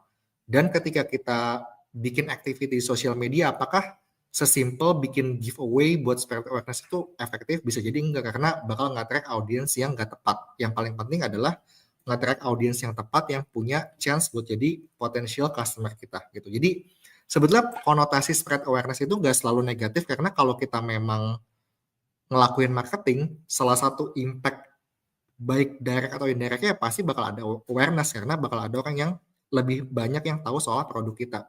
Tapi ketika kita ngelakuin aktivitas marketing, main goal kita biasanya harus selalu related ke dapetin return yang optimal. Kecuali misalnya bisnis kita udah very very big dan semua orang tahu gitu ya, kayak misalnya kenapa kayak Coca-Cola masih ngiklan ya, ya simply karena udah very big dan basically buat spreading awareness aja gitu. Jadi bisa positif bisa negatif, tapi kalau kita ngelakuin online marketing activity atau marketing in general ya memang pasti ada indirect efeknya itu dapat awareness, spreading awareness, tapi ketika kita ngiklan nggak boleh serta-merta kita keluar duit misalnya 10 juta, oh ini buat awareness, tanpa expectation yang jelas soal return-nya. Menurutku itu nggak optimal sih. Jadi itu bakal didapetin dengan marketing, tapi fokus utama kita harus selalu making sure gimana caranya biar aktivitas kita itu bisa ngasilin hasil dan nge-track orang yang tepat gitu. Oke, sip. Thank you so much Kak Malvin. Nah, jadi untuk teman-teman mungkin kalau misalkan bisa simplify, berarti ini lebih ke kayak kita bisa nargetin ini supaya nggak waste money. Kita harus punya targeting yang tepat gitu ya Kak Malvin ya. Seperti yang tadi Kak Malvin udah sempat jelasin, correct me if I'm wrong Kak. Iya, kurang lebih begitu. Alright, lanjut nih Kak ke pertanyaan berikutnya dari Anonymous. Halo Kak, untuk pemakaian AI di digital marketing ini ada saran prompt yang bisa kita gunakan terutama untuk perancangan strategi terkait marketing kah? Nah ini tadi kan mungkin udah sempat dibahas sedikit nih mengenai AI. Kalau Kak Malvin sendiri sehari-hari pakai AI nggak sih? Kalau misalkan iya, ada nggak sih kayak tips-tips gitu Kak untuk prompting? Pasti. Kalau sekarang kerja nggak pakai AI agak sayang teman-teman, soalnya kalau pakai AI kerjaannya jauh lebih cepat kan. Jadi for sure. Nah, kalau misalnya kamu tanya saran prompt, mungkin ini bakal spesifik karena ketika kita menggunakan AI yang bisa kita kontrol kan bagaimana kita komunikasi sama AI dengan prompt-nya kan gitu. Cuma ketika kita mau berkomunikasi dengan AI, misalnya di sini kita mau minta buat perancangan strategi terkait marketing. Mungkin beberapa tipsnya adalah satu, kasih konteks sebanyak mungkin. Jadi ketika kita ngelakuin prompting, eh, itu kan seolah-olah kita bicara dengan seorang konsultan gitu kan yang bakal di sini tugasnya bikinin strategi digital marketing. Maka kita harus clear dulu satu, ketika kita bicara strategi satu, produknya itu apa. Jadi kalau teman-teman mau marketing sebuah produk, maka ketika teman-teman mau marketing itu making sure AI itu punya konteks produknya itu apa, kelebihan kekurangannya apa. Jadi contohnya tadi misalnya ketika aku ngasih example di slide yang AI tadi, misalnya buat bikinin konsep iklan buat produk parfum. Maka yang wajib dicantumin adalah produk description, kekurangan, kelebihan, even testimonial yang selengkap mungkin sehingga AI-nya itu tahu dulu jelas produknya itu apa gitu. Terus kedua, ketika kita mau ngelakuin marketing, pasti kan ada spesifik customer yang kita mau target gitu kan. Misalnya Gen Z, usianya sekian sampai sekian. Maka ketika bikin strategi, make sure juga kita ngedeskripsiin sebetulnya target market kita itu yang biasa beli produk kita itu seperti apa.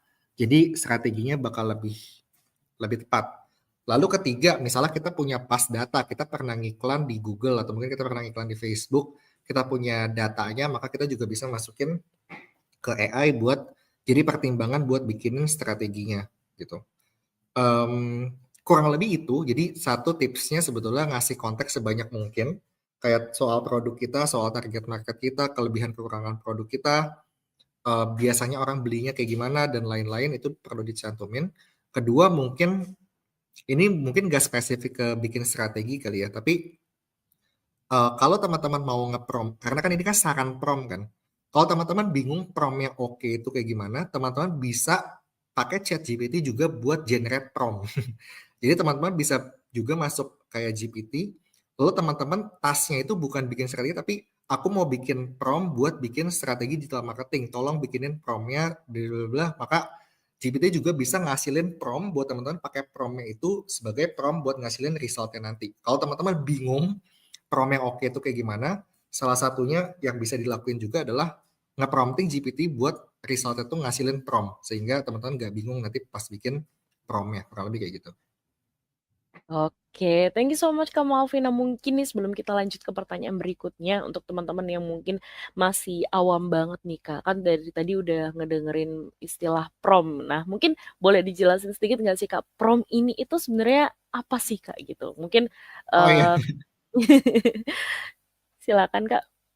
oke. Prom itu basically kalau teman-teman buka chat GPT dan teman-teman ngetik dan berkomunikasi ke AI, itu yang disebut prom gitu. Jadi prom adalah bagaimana kita sebagai user berkomunikasi sama AI, karena AI-nya udah punya large language model, jadi dia bisa ngerti apa yang kita ucapkan. Basically yang kita ketik di dalam AI tools itu bagaimana kita berkomunikasi sama AI, itu namanya prom gitu. Oke, udah paham ya teman-teman. Basically kalau prom itu kalau misalkan kalian lagi ngedate nih kenalan kan perlu ngobrol-ngobrol lebih lanjut nih supaya lebih tahu dan mendapatkan informasi yang kalian pengen gitu. Jadi itu kurang lebih seputar prompting ya teman-teman. Kita lanjut lagi ke pertanyaan berikutnya dari April nih Kak. Dari pengalaman Kak Malvin, channel mana yang paling efektif untuk digital marketer pemula nih Kak? Oke, sebetulnya channel yang paling efektif itu harusnya bukan berdasarkan digital marketer, tapi berdasarkan bisnisnya, karena beda bisnis itu biasanya bakal punya channel yang lebih efektif yang beda-beda gitu. Ini aku kasih beberapa contoh biar teman-teman kebayang gitu ya. Aku pernah manage marketing buat bisnisnya itu aksesoris, aksesoris rohani gitulah.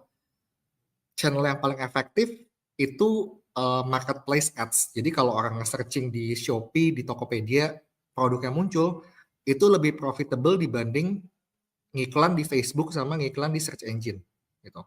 Aku pernah ngiklan buat produk skincare yang paling profitable itu waktu itu di social media ads waktu itu. Jadi lebih profitable dibanding marketplace ads, karena marketplace ads buat market skincare itu cost-nya mahal banget karena competition-nya tinggi, sedangkan kalau di social media waktu itu lebih murah.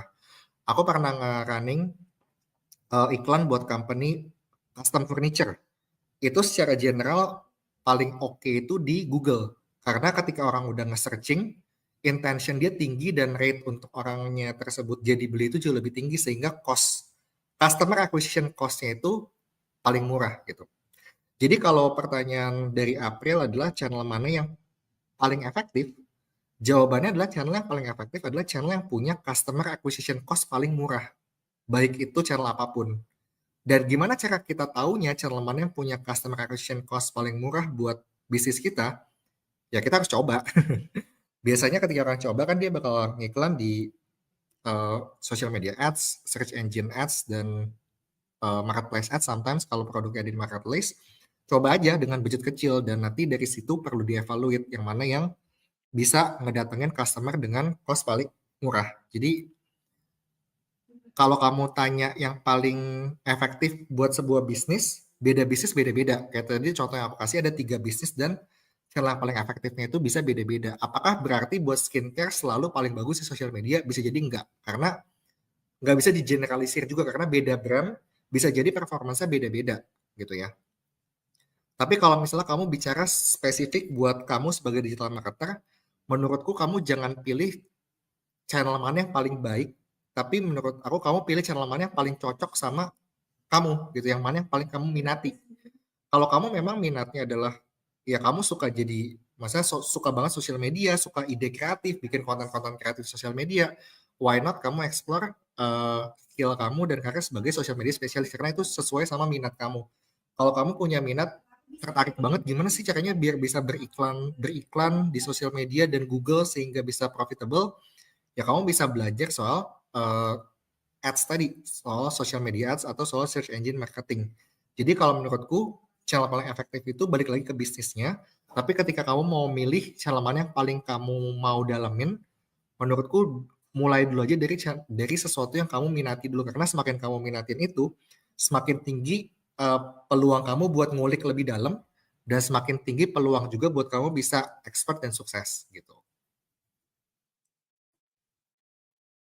Oke, thank you so much Kak Malvin. Lanjut nih ke pertanyaan berikutnya dari Anonymous. Kalau ads nggak efektif or nggak sesuai target nih Kak, yang harus kita evaluasi apa aja sih Kak urutannya? Apakah dari segmennya, channelnya, budgetnya, aset ads-nya, atau gimana nih Kak?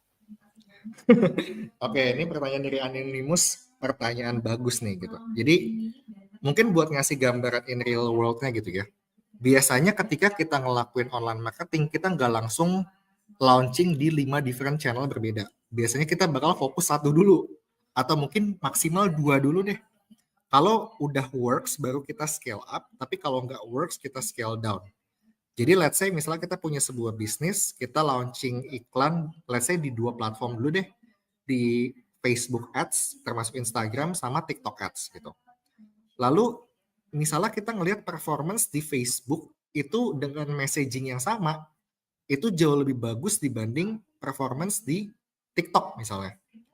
Maka kalau kita testing-testing ya bisa jadi itu memang channel. Jadi kayak channel ini memang lebih works buat sebuah bisnis dibanding channel lain. Apakah itu mungkin? Mungkin banget. Jadi nggak semua bisnis itu bisa works di semua channel. Jadi ada juga case-nya mungkin dari segi channel memang nggak cocok. Gimana cara kita taunya? Ya caranya kita taunya kalau kita udah iterasi terus-menerus. Misalnya kita udah running iklan di TikTok dengan targeting dan iklan gitu ya, yang spesifik. Lalu nggak works, biasanya kita nggak bisa langsung blaming, oh berarti TikToknya nggak works, that's it, kita matiin, biasanya nggak. Kita bakal cobain dulu iklan-iklan lain, messaging-messaging lain, atau format-format lain. Misalnya kemarin kita coba formatnya itu video, gimana kalau kita coba format iklan carousel di TikTok gitu. Lalu kita juga mungkin coba messaging-messaging yang beda, USP yang beda. Kalau kita udah coba segala macam, iklannya udah kita ubah-ubah, targetingnya udah kita coba segala macam, ada yang broad, ada yang spesifik, ada yang udah sesuai banget tapi masih nggak bisa works, bisa jadi itu adalah channel issue gitu. Tapi in general biasa kalau kita ngecobain sesuatu, kita bakal try dulu. Oh iklan ini nggak works, gimana kalau kita coba messaging yang lain? Gimana kalau kita coba format yang lain? Gimana kalau kita coba targeting yang lain? Jadi kita nggak bisa langsung nge-pinpoint isunya itu di mana. Tapi biasanya kita bakal perlu coba-coba dulu. Oh ternyata kita mulai nemu yang works nih. Spesifik iklan ini tuh oke, returnnya oke. Maka kita bakal cobain variasi-variasi iklan dari messaging tersebut. Jadi inti dari online marketing adalah sebetulnya simple banget. Satu, kita ngelakuin hal lebih banyak yang works, yang perform, dan kita ngurang-ngurangin hal yang nggak perform gitu. Dan setelah kita ngelakuin sesuatu, karena kita bisa ngelihat matriksnya, kita bakal punya gambaran ini tuh works atau nggak works. Dan ketika kita nemu sesuatu yang works, kita bakal nge-scale itu. Tapi kalau itu nggak works, kita bakal coba cara lain. Kita bakal coba ganti messagingnya, kita coba ganti formatnya, kita coba ganti iklannya. Kita coba lagi targeting yang lain gitu ya, kita coba lagi location yang lain, kita coba mungkin placement yang lain, dan kalau itu semua nggak works ya berarti channelnya nggak works, dan ya simply kita fokus aja ke channel yang works. Kalau memang channel yang works kita buat sekarang misalnya Facebook Ads, ya udah let's stick to it dan try to scale di sana gitu, dan coba channel-channel lain yang mungkin belum kita coba. Jadi jawaban singkatnya, kalau nggak works itu banyak banget possibility-nya, tapi secara guideline biasanya kita bakal perlu coba-coba otak-atik dulu dari segi messaging, iklan, format, dan lain-lain, dan targeting. Baru nanti kita bisa identify isunya itu apakah di ads-nya, segmennya, atau channelnya. Gitu. Oke, thank you Kak Malvin. Nah, mungkin untuk teman-teman yang punya pikiran nih kalau misalkan aku pasang iklan untuk bisnis aku gitu ya, langsung sukses, langsung melejit gitu. Enggak teman-teman, jadi enggak sesimpel itu tapi juga enggak ini ya Kak ya, enggak sekompleks itu. Jadi perlu banget untuk trial and error, terus kemudian juga kalian pahamin kira-kira salahnya di mana. Jadi jangan cepet puas juga dan jangan capek-capek ya untuk trial and error guys. Lanjut Kak Malvin ke pertanyaan berikutnya, di mana di sini udah ada dari Strip nih, apa hal fundamental yang sangat-sangat penting untuk dipelajarin khususnya untuk orang-orang awam yang baru bergabung pada dunia digital marketing nih Kak, seperti teman-teman mini course nih? Oke, sebetulnya buat fundamentalnya ada beberapa, cuma menurutku salah satu yang paling krusial yang harus dipahami dulu adalah Ada dua sih. Satu, matriksnya. Karena kalau kita bicara marketing secara online, digital marketing, kita bakal bisa ngelihat banyak banget informasi gitu dalam sebuah dashboard. Contohnya kalau sesimpel deh, yang paling simpel formnya adalah kalau kita posting sebuah Instagram post di business account, kita bisa view insight. Ketika kita view insight, kita bisa lihat berapa berapa reach-nya, berapa impression-nya, berapa profile visitor dan lain-lain. Maka paling penting buat kita ngerti arti-artinya itu apa. Karena kalau kita nggak ngerti artinya apa, kita nggak akan bisa nge-optimize performance kita gitu. Jadi penting buat kita understand matriks-matriksnya dulu dan artinya itu apa. Karena kalau kita bisa ngerti itu, kita bakal bisa optimize performance. Tanpa kita ngerti itu, kita nggak akan bisa gitu. Jadi paling penting dulu buat belajar soal matriks-matriks marketing. Apalagi kalau nanti kita ngiklan, matriksnya itu lebih banyak lagi. Jadi kayak ada click through rate, ada kayak misalnya ROAS, artinya apa. Itu nanti bakal dipelajari gitu ya di full stack marketing, dan itu paling penting landasan dasarnya. Lalu kedua pastinya ya yang perlu banget dipelajari ya bagaimana platformnya bekerja. Jadi kalau misalnya kita manage Facebook Ads, ya kita mesti ngerti gimana caranya setup campaign, gimana caranya setup audience-nya, gimana cara setup ads-nya, gimana cara milih setting-settingnya, karena banyak setting yang menjebak juga, ya kita harus tahu, karena kalau kita nggak ngerti, ya kita bakal boncos karena simply fundamentalnya udah nggak benar gitu. Jadi menurutku ya paling penting sebetulnya buat understanding matriksnya dan understanding gimana platformnya bekerja, lalu dari situ baru ada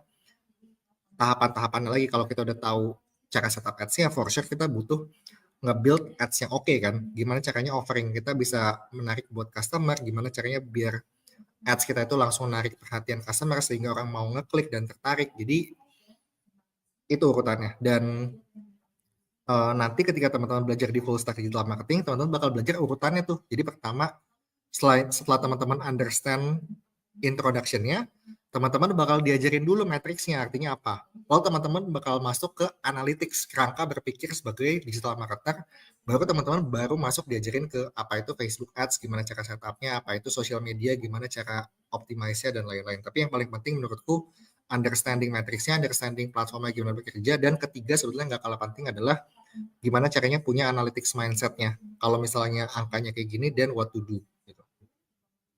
Oke, thank you so much Kak Malvin. Nah, jadi teman-teman kalau tadi mungkin denger kayak yang Kak Malvin sempat mention ya CAC gitu-gitu, teman-teman itu nanti akan dipelajarin dari awal nih guys. Kalau misalkan kalian join ke Revoyo Full Stack, jadi boleh langsung klik link yang ada di chat box ya teman-teman untuk daftar ke Full Stack. Lanjut Kak ke pertanyaan berikutnya dan pertanyaan terakhir nih untuk sesi malam ini dari Rio Prayoga. Kak, untuk ngiklan di media sosial media ads, sorry, selain seberapa menarik iklan tersebut, apakah akun media sosial berpengaruh terhadap menarik customer nih, Kak? Oke. Good question juga nih dari Rio ya.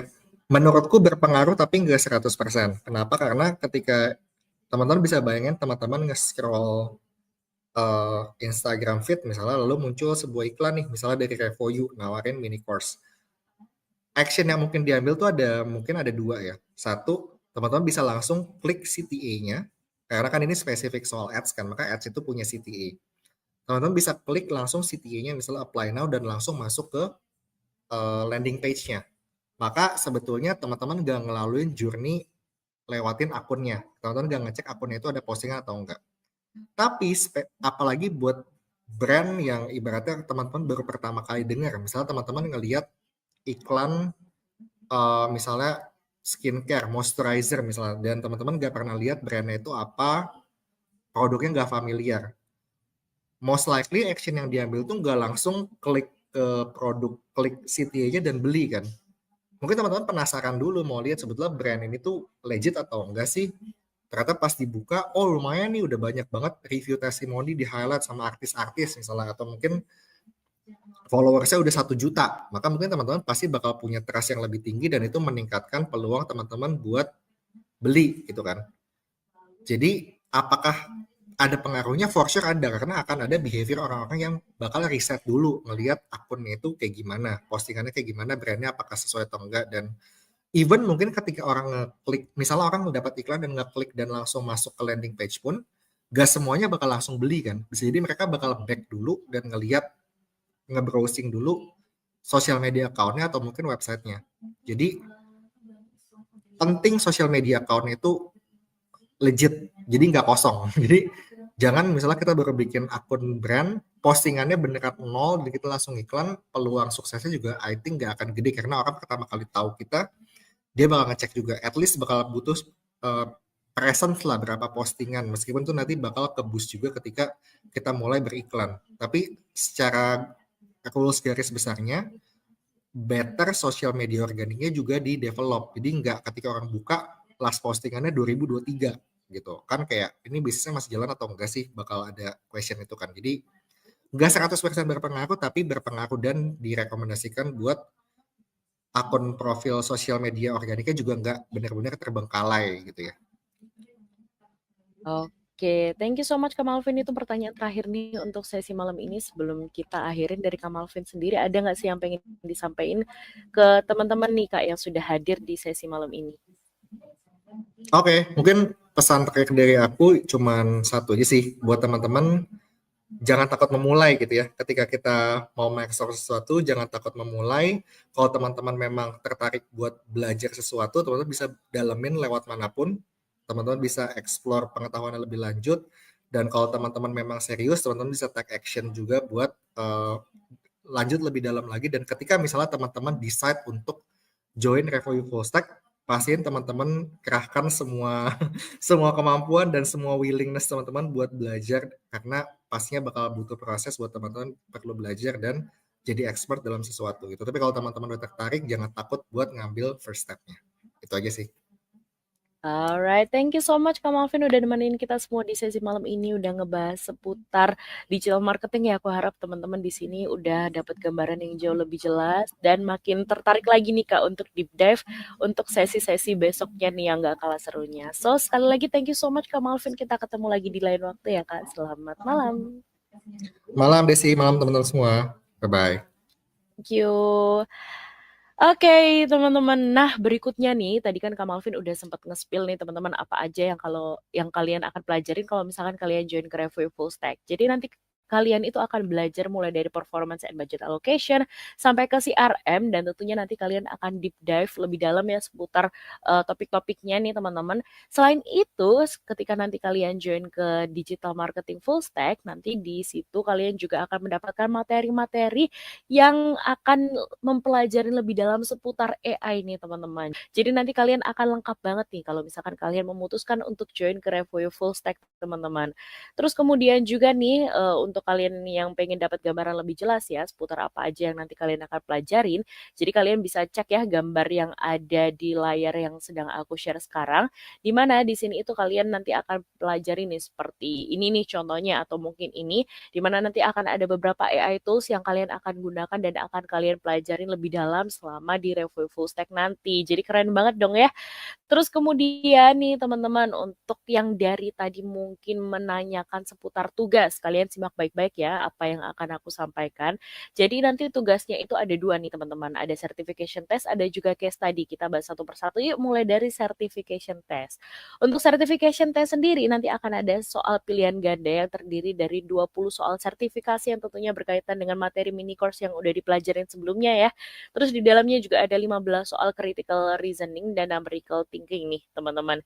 Dimana untuk kedua soal ini nanti kalian bisa kerjakan, terus kemudian kalian setelah kerjakan itu nanti baru kalian mendapatkan informasi seputar kelulusan untuk mendapatkan sertifikat digital nih teman-teman. Selain itu juga kalian wajib hadir dan mengisi link form kehadiran setiap harinya ya teman-teman. Jadi jangan sampai ke skip, jangan sampai lompat-lompat ya informasi seputar formnya. Jadi pastikan kalian isi.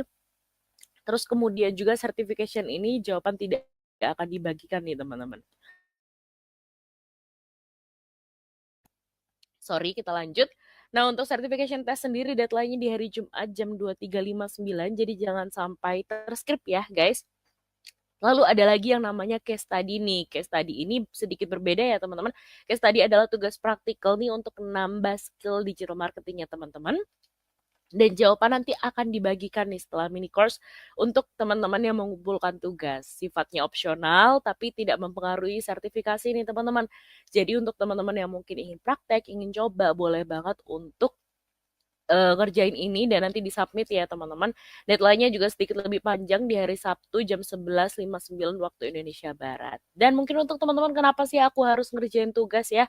Jadi kalian bisa ngerjain tugas untuk ngasah kemampuan pengetahuan kalian di bidang digital marketing. Terus kalian bisa dapetin e-certificate nih teman-teman untuk personal brandingnya teman-teman dan kesempatan untuk mendapatkan jalur fast track. Apa sih jalur fast track itu? Kita lanjut ya, teman-teman. Jadi, kalau kalian daftar ke Revoyu Full Stack, kalian itu nanti akan mendapatkan atau melewatin step-step nih untuk kalian join ke full stack yaitu admission step di mana nanti kalian akan melewatin serangkaian tes dan kalau misalkan kalian mendapatkan jalur fast track kalian karena kalian mengerjakan assignment dengan maksimal kalian bisa melewatin beberapa step nih. Jadi kalian bisa lebih cepat juga ya teman-teman untuk proses admissionnya. Dan tentunya juga kalian bisa cepat juga nih untuk join ke Revoy Full Stack-nya. Nah, terus kemudian kalau kalian bertanya-tanya nih, aku mau join ke Revoy Full Stack, tapi kenapa sih harus ada admission proses? Kenapa nggak langsung aja join gitu? Nah, jadi kalau misalkan admission proses ini tuh tujuannya beragam banget nih teman-teman. Jadi untuk ngecek nih kecocokan kalian di bidang digital marketing, terus kemudian untuk bantuin Revoyu ini ngeplan long term career plan strategi untuk kalian, untuk provide up to 100% job guarantee dan tentunya untuk provide juga supportive learning environment karena kita itu pengennya kalian nanti join ke Revoy Full Stack itu akan didampingin atau dikelilingin oleh orang-orang yang punya semangat dan energi belajar yang sama nih seperti kalian teman-teman. Jadi itu nih kenapa kita ada admission process. Dan aku juga mau ngucapin teman-teman gak kerasa ya kita udah seru-seruan ya udah sampai semalam ini. Tapi aku harap kalian masih excited ya untuk sesi yang gak kalah serunya besok. Jangan sampai lupa untuk hadir juga di sesi besok. Dan tentunya juga nih teman-teman untuk kalian yang udah tertarik untuk join ke Revoy Full Stack, kalian bisa aja daftar dulu sekarang. Tenang aja pendaftaran belum dipungut biaya teman-teman. Jadi kalian bisa daftar dulu, bisa ngobrol dulu sama konselornya kita untuk seputar kecocokan kalian di bidang digital marketing. Terus kemudian juga nanti kalian bisa nih untuk enroll ke programnya. So, sekali lagi, thank you so much teman-teman udah join ke sesi malam ini. Kita udah seru-seruan bareng. Kita ketemu lagi di sesi besok ya. Selamat malam, see you tomorrow. Udah join ke sesi malam ini ya. Seperti yang aku sudah sampaikan di awal tadi, jangan sampai lupa untuk isi form kehadiran untuk kalian bisa mendapatkan sertifikat mini course. Nah, formnya cuma bisa kalian akses melalui YouTube ini loh. Gampang banget kok caranya. Kalian bisa scan QR code yang ada di layar ini, atau kalian juga bisa klik link yang ada di live chat box atau description box, lalu kalian isi deh formnya. Pastikan kalian isi dengan tanggal yang tepat dan pastikan kalian juga gunakan email yang sama saat pendaftaran ya. Dan pastikan tidak ada tipe atau salah penulisan saat pengisian emailnya. Terima kasih.